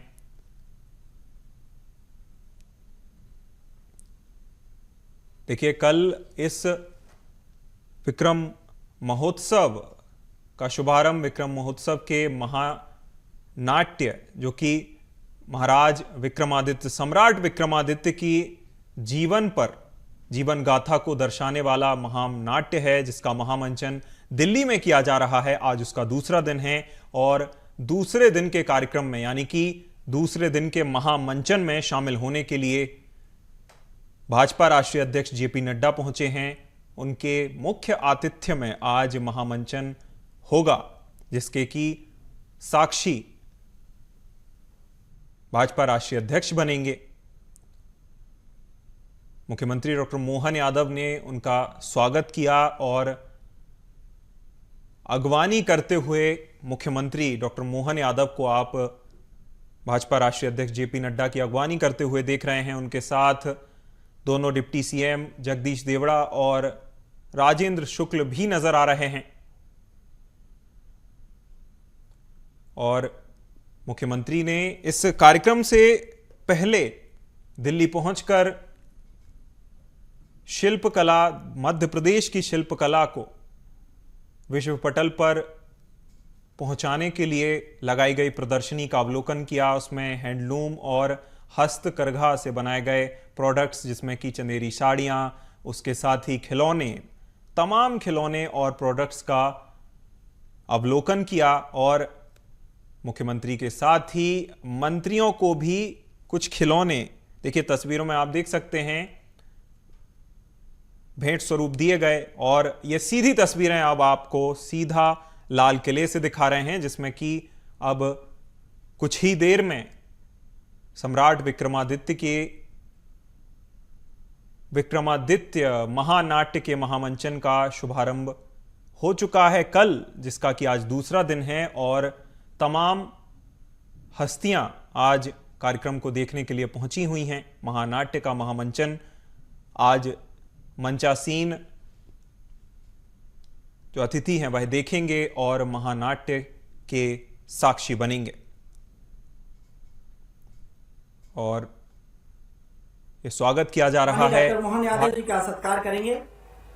पुनः श्री अतुल जी जैन से मैं निवेदन करूंगा और श्री प्रभात जी से कि वे प्रदेश के मुख्यमंत्री माननीय डॉक्टर मोहन यादव जी का सत्कार करें।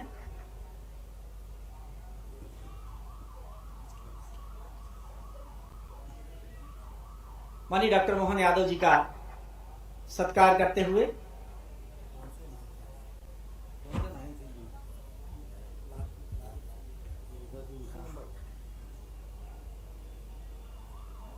संस्कृति वत्सल डॉक्टर माननीय मुख्यमंत्री माननीय मोहन यादव जी का सत्कार। इसी क्रम में मध्य प्रदेश के भारतीय जनता पार्टी के प्रभारी डॉक्टर महेंद्र सिंह जी का सत्कार करने के लिए श्री नरेश शर्मा जी से मेरा अनुरोध रहेगा। माननीय डॉक्टर महेंद्र सिंह जी का सत्कार करेंगे श्री नरेश शर्मा जी। श्री जगदीश माननीय उप मुख्यमंत्री महोदय श्री जगदीश देवड़ा जी के सत्कार के लिए श्री राम तिवारी जी से मेरा पुनः अनुरोध रहेगा।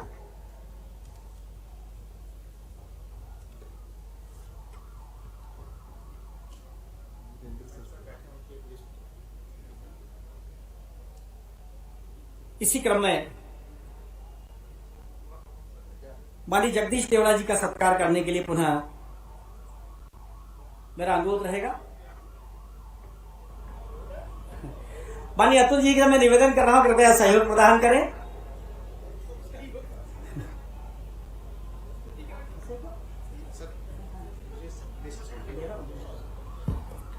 पुनः मैं अनुरोध कर रहा हूं श्री धर्मेंद्र सिंह लोधी जी जो पर्यटन एवं संस्कृति मंत्री हैं उनके सत्कार के लिए श्री राम तिवारी से मेरा अनुरोध है। श्रीमती राधा सिंह जी जो माननीय मंत्री महोदय हैं उनके सत्कार के लिए भी मैं अनुरोध करूंगा।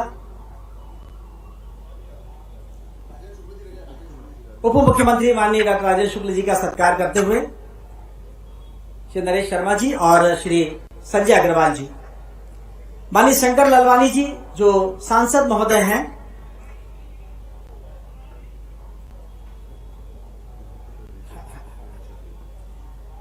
इसी क्रम में दिल्ली के प्रदेश अध्यक्ष श्री सचदेवा जी का सत्कार करने के लिए अतुल जैन साहब से मेरा अनुरोध रहेगा। सभी अतिथियों का सत्कार स्वागत। श्री सचदेवा जी जो दिल्ली के प्रदेश अध्यक्ष हैं भारतीय जनता पार्टी के अध्यक्ष हैं उनका सत्कार करते हुए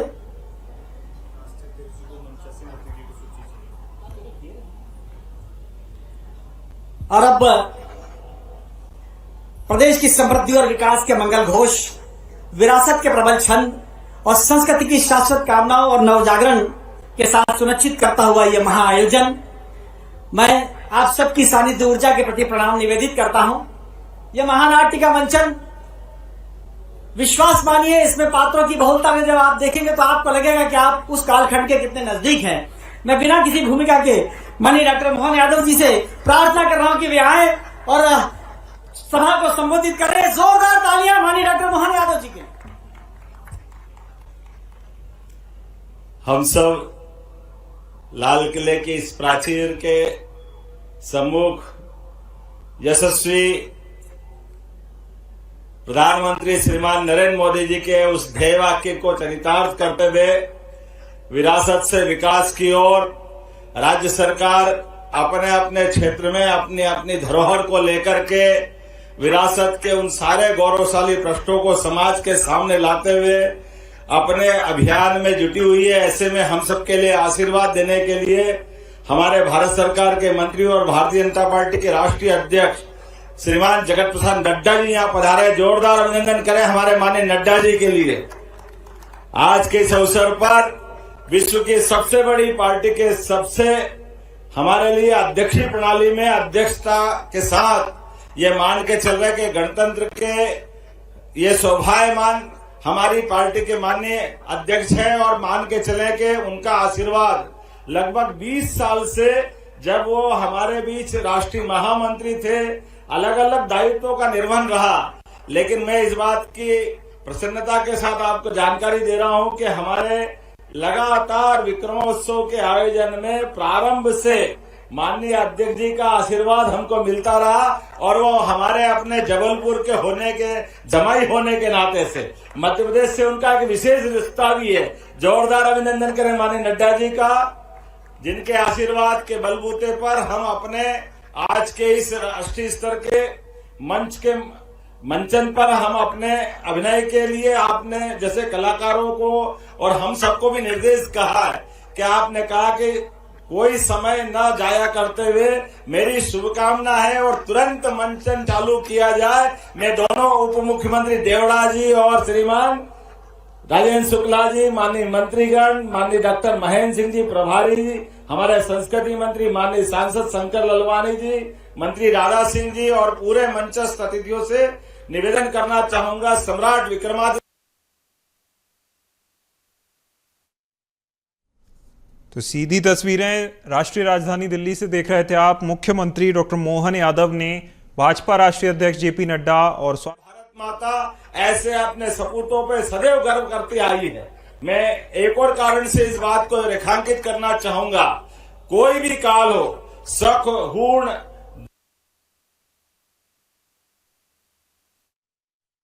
मुख्यमंत्री डॉक्टर मोहन यादव ने मंचासीन सभी अधिकारियों और जनप्रतिनिधियों, जिसमें कि आज विशेष अतिथि के रूप में शामिल होने के लिए भाजपा राष्ट्रीय अध्यक्ष जेपी नड्डा शामिल हुए हैं।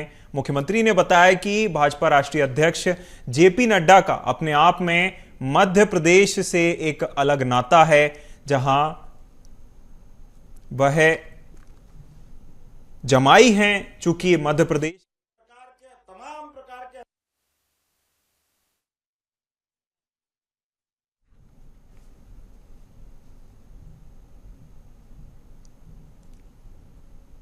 तो मुख्यमंत्री डॉक्टर मोहन यादव ने भाजपा राष्ट्रीय अध्यक्ष का स्वागत किया और साथ ही साथ उनके विशेष प्रेम और विशेष जो मध्य प्रदेश से उनका नाता है उसको लेकर भी उन्होंने मुख्यमंत्री डॉक्टर मोहन यादव ने बताया कि मध्य प्रदेश और मध्य प्रदेश से जुड़े सांस्कृतिक कार्यक्रमों को भाजपा राष्ट्रीय अध्यक्ष का हमेशा से प्रेम और सहयोग मिलता आया है और लंबे समय से का हनन करने का प्रयास किया। हमारी अपनी सनातन संस्कृति पे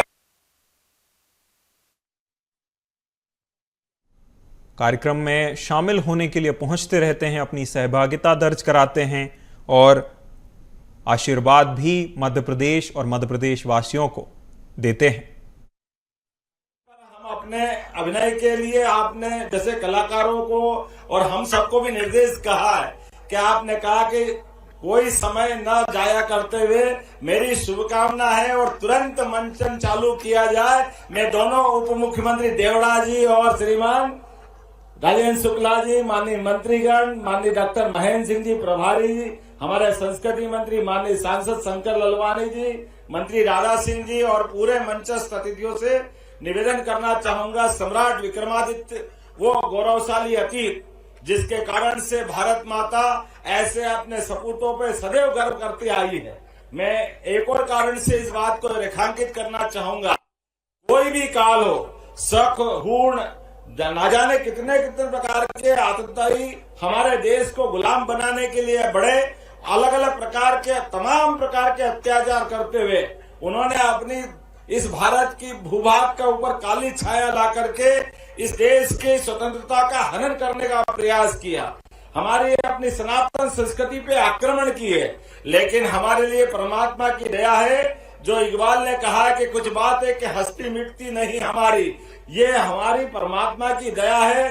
भारत के वीर सपूतों ने हर काल के चक्र में ऐसे कुचक्र रचने वाले लोगों को न केवल धराशायी किया बल्कि सुशासन की मिसाल दी। ऐसा कहते कि राजा राम के बाद विक्रमादित्य काल का ऐसा शासन काल है जिसके माध्यम से हम शासन के सर्वोच्च शासक की विभिन्न प्रकार के गुणों की एक तरह से प्रकटीकरण करते हुए हम एहसास कराते हैं कि शासन किस प्रकार से होता है और शासक का विनम्रता देखिए। विक्रमादित्य ने शासन के बलबूते पर अपने पूरे एक तरह से पूरे भूभाग पर उनने शासन किया, लेकिन शासन विनम्रता के साथ वही गणराज्य के नायक की भूमिका एक सामान्य व्यक्ति के नाते से उनने सदैव अपने आप को लोगों के संबोधन का अपने आप को हकदार माना, जो सम्राट से बढ़कर के जिनका शासनकाल रहा हो, और वो इतनी विनम्रता। मैं आज के इस अवसर पर, हम तो 2000 साल पहले कि उस काल की केवल कल्पना करते हैं, लेकिन यशस्वी प्रधानमंत्री के माध्यम से आज जब वो कहते हैं कि मैं प्रधान सेवक हूं, जोरदार अभिनंदन करें ऐसे हमारे अपने इस भाव के लिए। ये है भारत की विशेषता और ये हमारे नायकों का व्यवहार है। और इसी विनम्रता की प्रतिमूर्ति माननीय नड्डा जी ने कहा कि अब कोई ज्यादा न बोलते हुए सीधे हमारे नाट्य मंचन को प्रारंभ किया जाए। तो मैं एक बार पुनः मध्य प्रदेश सरकार की ओर से आपका वंदन करता हूं, अभिनंदन करता हूं, और मैं सभी मंचस्थ अतिथियों से निवेदन करता हूं हम सब अपना स्थान ग्रहण करें और यहाँ के हमारे जितने संचालक करता है वो अपना नाट्य मंचन का अभिनय प्रारंभ कराएं। मेरे साथ बोलिए महाकाल महाराज की, सम्राट वीर विक्रमादित्य महाराज की। बहुत बहुत धन्यवाद। भारत माता की जय। सभी मंचासीन अतिथियों से करबद्ध प्रार्थना है कि वे मंच के सामने जो विशिष्ट स्थान है वहां पर अपना स्थान ग्रहण करें। हम आज के इस महानाट्य का मंचन बस प्रारंभ कर रहे हैं। मेरी टेक्नीशियन टीम से मेरा अनुरोध कि मंच पर जो प्रॉपर्टी है उसे तत्काल रिमूव करें। हेलो।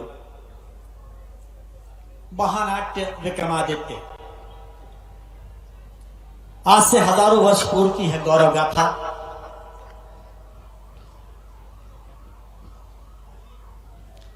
सभी अतिथियों का बहुत बहुत आभार। उनके आशीष के बिना यह संभव ही नहीं था। और सभी दर्शकों से मेरा अनुरोध है वे अपना सम्मानीय स्थान ग्रहण कर लें। इन्हीं शब्दों के साथ इस महानाट्य का मंचन प्रारंभ कर रहे हैं। सूर्यवंशी न्यास का यह रश्मिरथ चलता रहेगा, सूर्यवंशी न्यास का यह रश्मिरथ चलता रहेगा। पीढ़ियों के रक्त में इसका सुयश पलता रहेगा। और रीति रघुकुल की जिन्हें शिव से विरासत में मिली, पांधियों में यह दिया जलता रहा, जलता रहेगा। सम्राट वीर विक्रमादित्य आजादी के अपराजित काल विधायक थे। इस भरत भूमि के मुक्ति मंत्र के गायक थे। वे जन जन के जननायक थे। वे पराक्रमी परिचायक थे। वे अमर क्रांति के अग्रदूत, वे भारत मां के प्रिय सपूत, वे प्रबल क्रांति के तूर्यनाद, वे राष्ट्रवाद का जय निनाद, वे संस्कृति के जयी घोष, वे समरसता के अमर कोश, वे शौर्य पराक्रम निर्निमेश, वे राजाओं में थे विशेष। वे साहस का प्रतिमान बने, वे राष्ट्रभक्ति की शान बने। वे युग के एक प्रवर्तक थे, ये प्रजा प्रिय शुभ चिंतक थे। वह सम्राट विक्रमादित्य जिन्होंने शिव सा विषपान किया, राजा होकर भी जन जन का मान किया, जिसने मालव की माटी को नवरस से युक्त किया, जिसने मालव वासियों को ऋण से मुक्त किया। ऐसे बिरले राजा ईश्वर का दूत कहते हैं, जो इतिहास नहीं बनते इतिहास बनाते हैं, जो इतिहास नहीं बनते इतिहास बनाते हैं। भारत के गौरवशाली अतीत और वैभवपूर्ण विरासत का पुनः स्मरण कराने का ध्रुव संकल्प विक्रमोत्सव, क्योंकि यही समय है, सही समय है और विक्रम समय है। यह नवजागरण के उत्कर्ष का समय है, राष्ट्र की पुण्य प्रतिष्ठा को सर्वोच्च पर पहुंचाने का समय है। जो भरत भूमि का स्वर्ण काल, जो धर्म दया का उच्च भाल, परिपाटी सत्य सनातन की, साहित्य कला के आंगन की, ध्वज चक्रवर्ती के शासन का, उस 32 सिंहासन का वैभव जिसका क्षिप्राजल में, जिसकी गाथा है नवथल में, जो नीति न्याय की जननी है, ये वही धरा उज्जैनी है। उज्जैनी के उज्जवल प्रताप, बलशाली हृदय विराट की जय, विक्रमादित्य सम्राट की जय। तो लीजिए प्रस्तुत है महानाट्य सम्राट विक्रमादित्य। परिकल्पना है माननीय डॉक्टर मोहन यादव जी की और इसका निर्देशन किया है देश के सुप्रसिद्ध नाट्य निर्देशक आदरणीय संजीव मालवी जी ने। प्रस्तुति है विशाला लोकहित समिति, इसके अध्यक्ष राजेश कुशवाहा जी। सहयोग मध्य प्रदेश शासन, महाराजा विक्रमादित्य चौधपीठ संस्कृति विभाग दीनदयाल फाउंडेशन, संस्कार भारती नई दिल्ली, सहसान सकारी अपराजित काल विधायक युगनायक सार्वभौम सम्राट वीर विक्रमादित्य पर आधारित महानाट्य विक्रमादित्य, अवधि 1 घंटा 40 मिनट।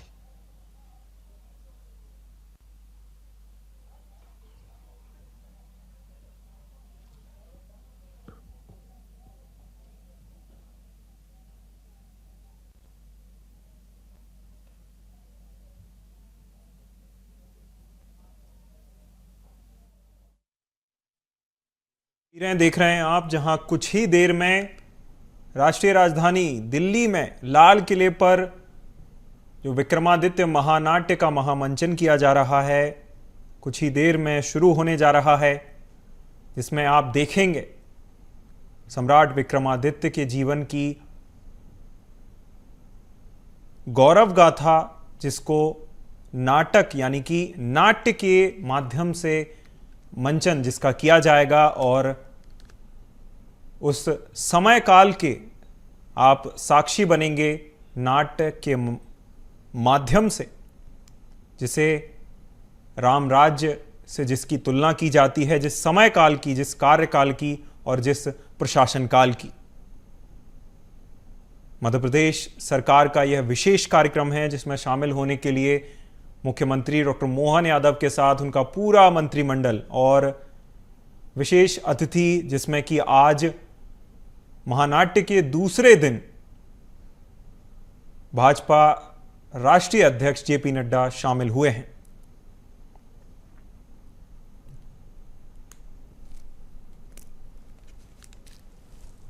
सम्राट विक्रमादित्य के जीवन पर आधारित इस महानाट्य के माध्यम से उनके प्रशासन काल की वह कथा नाट्य के माध्यम से उसका मंचन किया जाएगा, जिसे सबसे उत्कृष्ट शासन काल के रूप में इतिहास में जाना जाता है।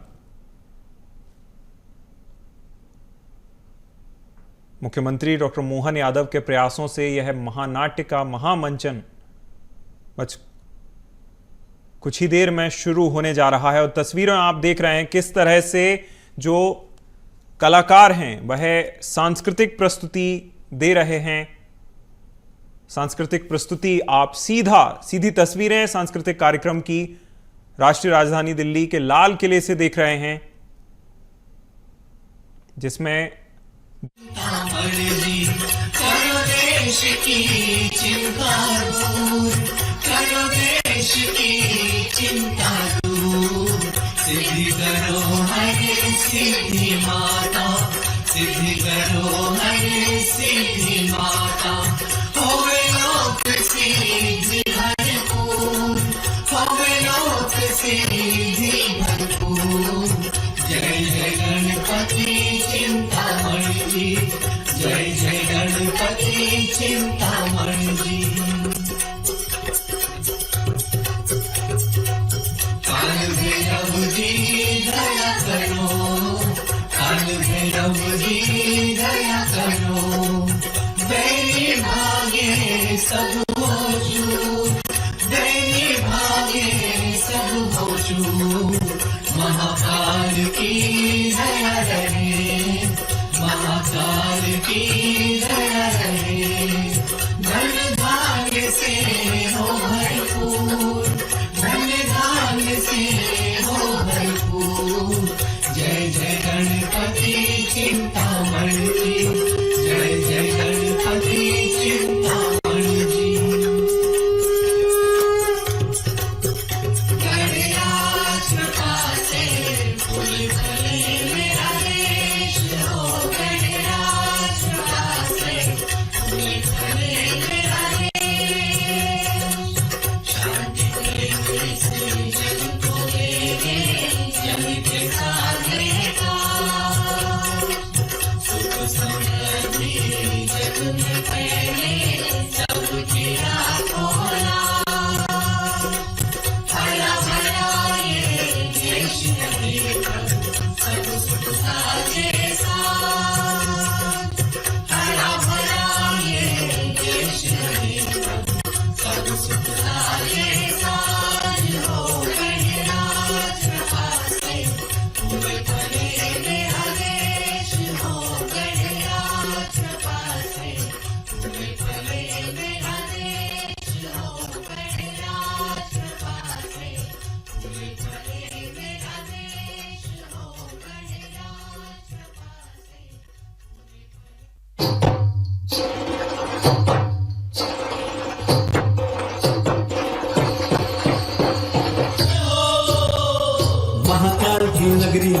क्षिप्रा जी के पीर बोलो महाकाल की जय।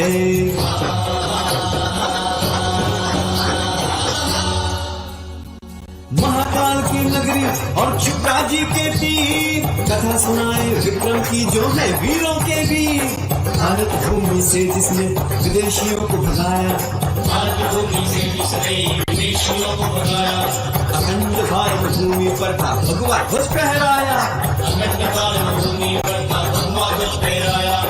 ज्ञान की गंगा कला की धारा जिसके राज में बहती, ज्ञान की गंगा कला की धारा जिसके राज में बहती। संस्कृति की यही कहानी अवंतिका अब कहती, महाकाल की जय।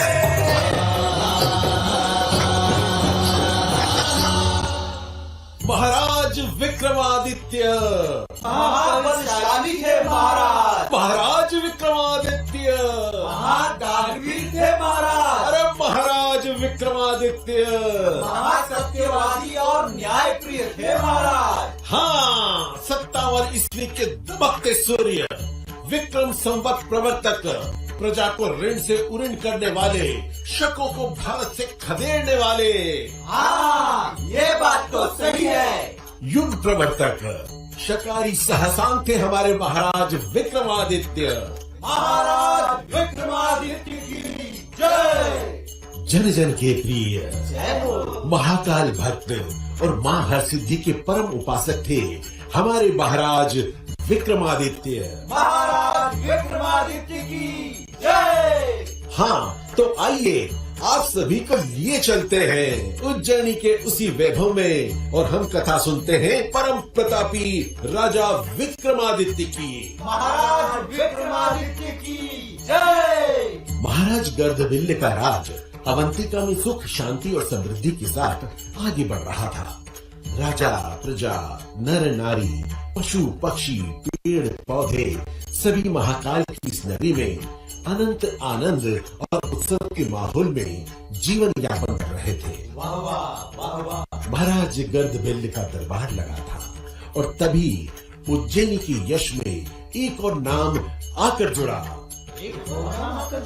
हाँ, महाराज गर्दभिल्ल को राजकुमार विक्रमादित्य के जन्म का शुभ समाचार प्राप्त हुआ। आनंद आ गया। राजकुमार विक्रमादित्य की जय। महाराज की जय हो। बधाई हो महाराज, बधाई हो। पुत्र रत्न की बधाई हो महाराज।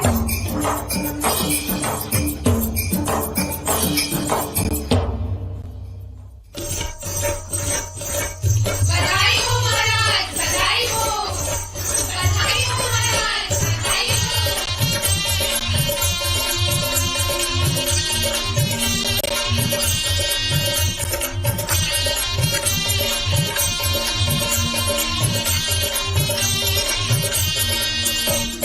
बाज उठे मेरे दंग नगाड़े, बाज उठे मेरे दंग नगाड़े, झन झन झन झांझे बाजे, घुंघरू की झनकार महल में, महल में जन्म्यो राजकुमार, महल में जन्म्यो राजकुमार, महल में जन्म्यो राजकुमार, महल में जन्म्यो राजकुमार।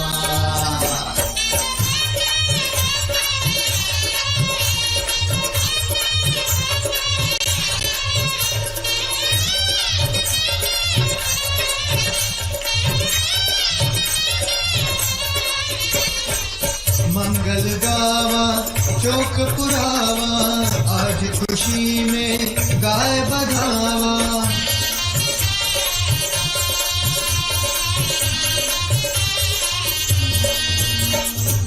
मंगल गावा चौक पुरावा, आज खुशी में गाय बधावा।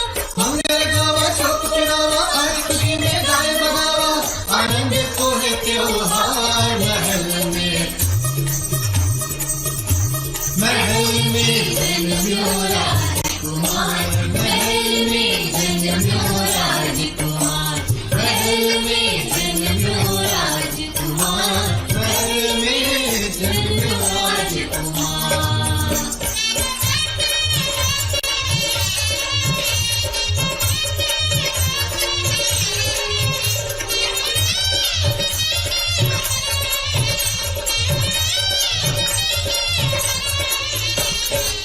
झूम उठे हैं सब नर नारी, नाच नाच कर देवे ताली।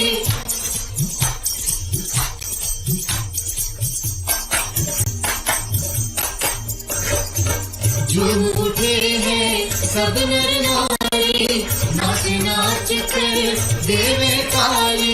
झूम उठे हैं सब नर नारी, नाच नाच कर देवे ताली। घुंघरू की झनकार महल में जन्म्यो राजकुमार, महल में जन्म्यो राजकुमार, महल में जन्म्यो राजकुमार, महल में जन्म्यो राजकुमार। बाज उठे मेरे दंग नगाड़े, आज उठे मेरे दंग नगाड़े, धन धन धन धन बाजे। घुंघरू की झनकार महल में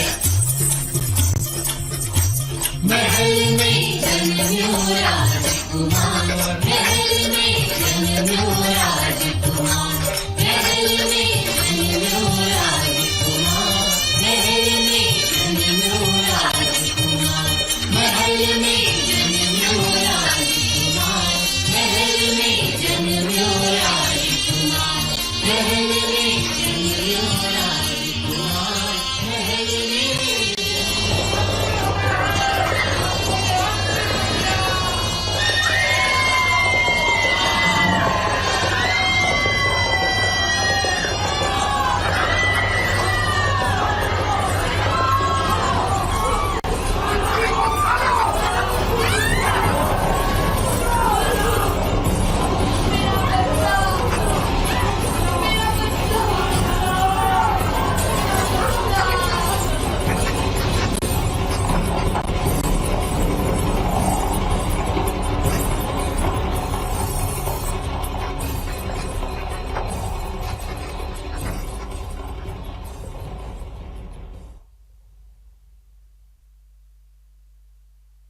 राजकुमार विक्रम के जन्मोत्सव का आनंद अवंतिका में अधिक समय तक नहीं रहा।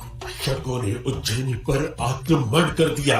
उत्सव की किलकारियां वेदना में बदल गई। उज्जैनी की खुशियों के आसमान पर आतताइयों की काली परछाई छा गई। ये क्या हो गया प्रभु? महाराज, रानी और राजकुमार का क्या हुआ गुरुजी? महाराज गर्दभिल्ल रानी और राजकुमार विक्रम को लेकर आचार्य चंद्रगुप्त के आश्रम में शरण लेने पहुँचे और वहीं राजकुमार विक्रम की शिक्षा दीक्षा प्रारंभ हुई। पर गुरु महाराज, अवंतिका का क्या हुआ? शकों के अत्याचार से अवंतिका की प्रजा त्राही त्राही कर उठी। प्रजा पर कर्ज का बोझ लाद दिया गया। कुशासन के काल चक्र में अवंतिका की नर नारी पिसने लगे। राम राम राम राम। बाबा महाकाल सबकी रक्षा करें।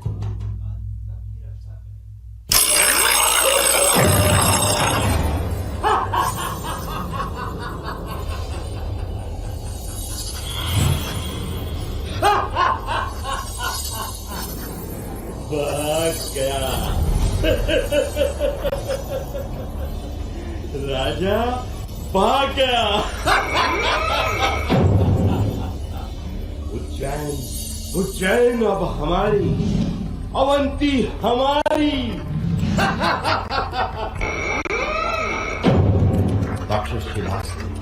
शुभ प्रातः, शकों की पताका।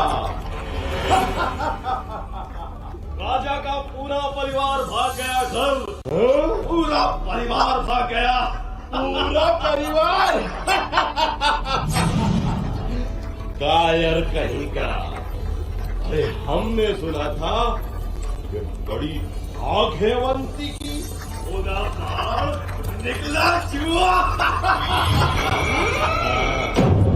विजय ही विजय मामा, विजय ही विजय।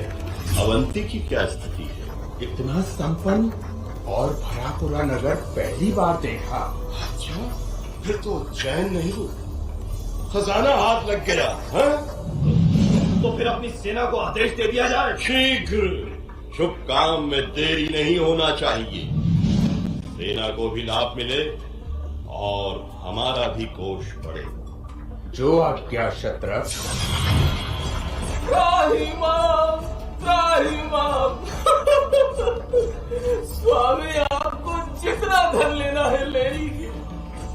व्यापारियों श्रेष्ठियों को क्षमा करें स्वामी। श्रेष्ठ धन मित्र, तो आपके व्यापारी हमें अधिक से अधिक धन दे, और सुनो, ये धन कल तक हमें मिल जाए। जी स्वामी, स्वर्ण राशि के पात्र कल प्रासाद में पहुंच जाएंगे स्वामी। आज्ञा दे स्वामी। ठीक है, अब जाओ यहां से।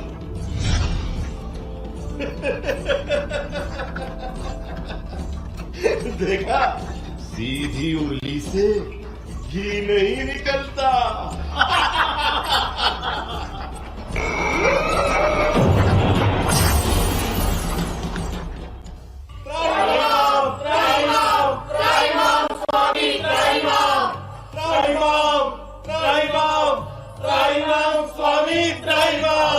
आओ आओ मेरे प्रिय उज्जैनी वासियों, नागरिकों, बैठो। बेटा विक्रम, जल तो लाओ। नहीं, अरे नहीं स्वामी, नहीं। अरे हमारे अतिथि हो आप सब। नहीं स्वामी, नहीं, हम तो आपकी प्रजा हैं। ये आप क्या कह रहे हैं स्वामी? आप ये सब करते हैं तो हम लज्जित होते हैं। कुछ न करे स्वामी, हम आपकी सब व्यवस्था कर देते हैं।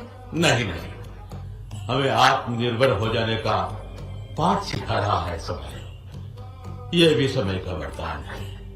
विक्रमादित्य का भविष्य स्वावलंबन से बनेगा। उसे स्वावलंबी और साहसी बनाने का मार्ग हमें बताना है, तो हमें पहले उस पथ पर चलना चाहिए।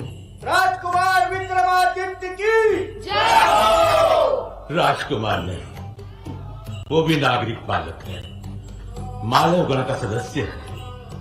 आप मालव गण के नागरिक हो। मालव गण का प्रत्येक सदस्य राजा होता है।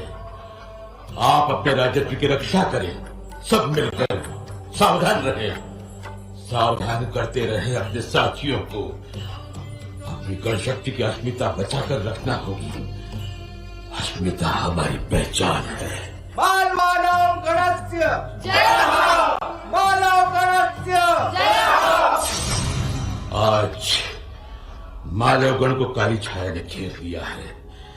आतताइयों ने हमारे अस्तित्व को चोट पहुंचाई है। उस घाव को हमें भूलना नहीं है। कैसे भूल सकते हैं हम कि हमें हटाया गया, हमारे मान को घटाया गया, हमारे साथ दुर्व्यवहार किया गया है। आक्रमण में तो सेना को सेना से लड़ना चाहिए, पर ये विदेशी तो नागरिकों को त्रस्त करते हैं, उनकी और निरही बच्चों की हत्या करते हैं, महिलाओं को अपमानित करते हैं। निर्दयी है। निर्दयियों पर कैसी दया? हम कैसे भूल सकते हैं उनकी निर्दयता? हम बदला लेंगे। हम आतंकियों को नहीं छोड़ेंगे। अपना राज्य लेकर रहेंगे।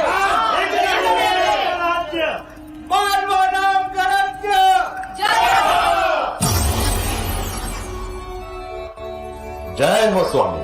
प्रणाम आचार्य चंद्रगुप्त जी। उपाध्याय जी, आपके शिष्य अनुशासित तो हैं, पढ़ाई में उनकी रुचि तो बड़ी है ना? राजन, दक्षता बढ़ रही है। राजन नहीं, केवल गर्दभिल। हम सिंधु नदी के पूर्व में आ गए हैं। अवंती जनपद पश्चिम में है। वहां के राजा शक हो गए हैं। विदिशा के आसपास भी कई क्षेत्रों पर शकों ने अधिकार कर लिया है। वैम्बिक देवभूति के राज्य को घुल लग गई है। जर्जर होता जा रहा है, जर्जर। उपाध्याय जी, आपके शिष्य के अध्ययन ठीक तो चल रहा है ना? हाँ स्वामी, राजकुमार विक्रमादित्य अद्भुत प्रतिभाशाली है। एक बार सुनते ही पंक्ति याद हो जाती है। प्रतिभाशाली है राजकुमार। राजकुमार नहीं, विक्रमादित्य, केवल विक्रमादित्य। राजकुमार ही नहीं, राजा भी होंगे। राजा भी ऐसे प्रसिद्ध कि अब तक कोई नहीं हुआ। आचार्य, चने के पेड़ पर चढ़ाते जा रहे हैं आप। नहीं राजन, कुमार के सामुद्रिक लक्षण भी यही बता रहे हैं। आइए। गुरुजी, एक राजकुमार को राज दरबार में पलते देखा है, लेकिन आश्रम में राजकुमार का जीवन कैसा रहा? हाट बाट से दूर राजकुमार विक्रम ने कैसे युद्ध कला और राजकाज की शिक्षा ली? भाई राजकुमार विक्रम का क्या कहना। सारे बच्चों में है विक्रम आगे गुरु ने माना, उससे बढ़कर कोई है ना ये बच्चों ने जाना। ये आदित्य चमक रहा है सबके बीच अकेला, मंद है सारे तारे साथी देने ले ये तेरा। खड़क चलाता बाल बचाता ढाल बीच में नेता, तेरा तरफ ध्यान वो रखता शीघ्र नाग सचेता। रात्रि के है धाव निराले बाहु युद्ध में न्यारा, शत्रु बनकर जो भी आया सदा शत्रु ही हारा। अश्व को भी रखता पीछे दौड़ में आगे जाता, कितना ही पागल हो हाथी दिल में हंसकर देता। बना सारथी रथ दौड़ाता महारथी बन जाता, हरी बाढ़ में सिंध नदी को तैर पार कर जाता। जगा छलांग दुर्ग पर चढ़ता गिरी पाषाण घुमाता, बाहुयुद्ध में गज सिंहों का विक्रम भाग भगाता। 16 या 64 हो सबका अनोखा ज्ञानी, 14 विद्या सब योग तंत्र का धानी। आगम निगम या इंद्रजाल हो विज्ञानों का वेता, बड़ा विमान गगन उड़ाता पानी में चल लेता। बांध बनाना भवन बनाना सभी यंत्र का ज्ञानी, उड़कर स्वयं ग्रहों तक जाता तब भी नहीं अभिमानी। वो विवेक गहन संकट में नहीं कभी भी खोता, ऊंचो करना सदा श्वान सा चाहे गहरा सोता। उस विक्रम की यश गाथा में जन जन था घोराया, उस बालक को रखने को शत्रु भी ललचाया।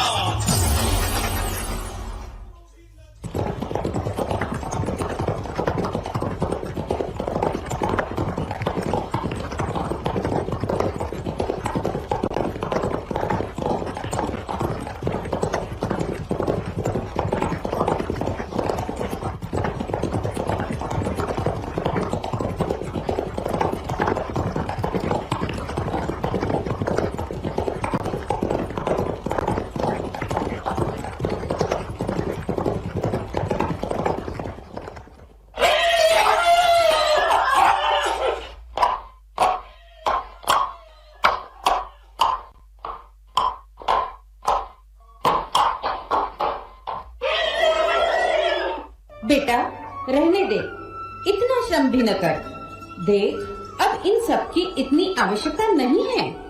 नहीं माताजी, श्रम तो हमें सदा करना है, वही हमारी शक्ति है। बिना श्रम के भाग्य भी साथ नहीं देता। पुत्र, नागरिक हमारी सहायता करने तैयार बैठे हैं। नहीं पिताजी नहीं, हमें उनसे सेवा लेने का कोई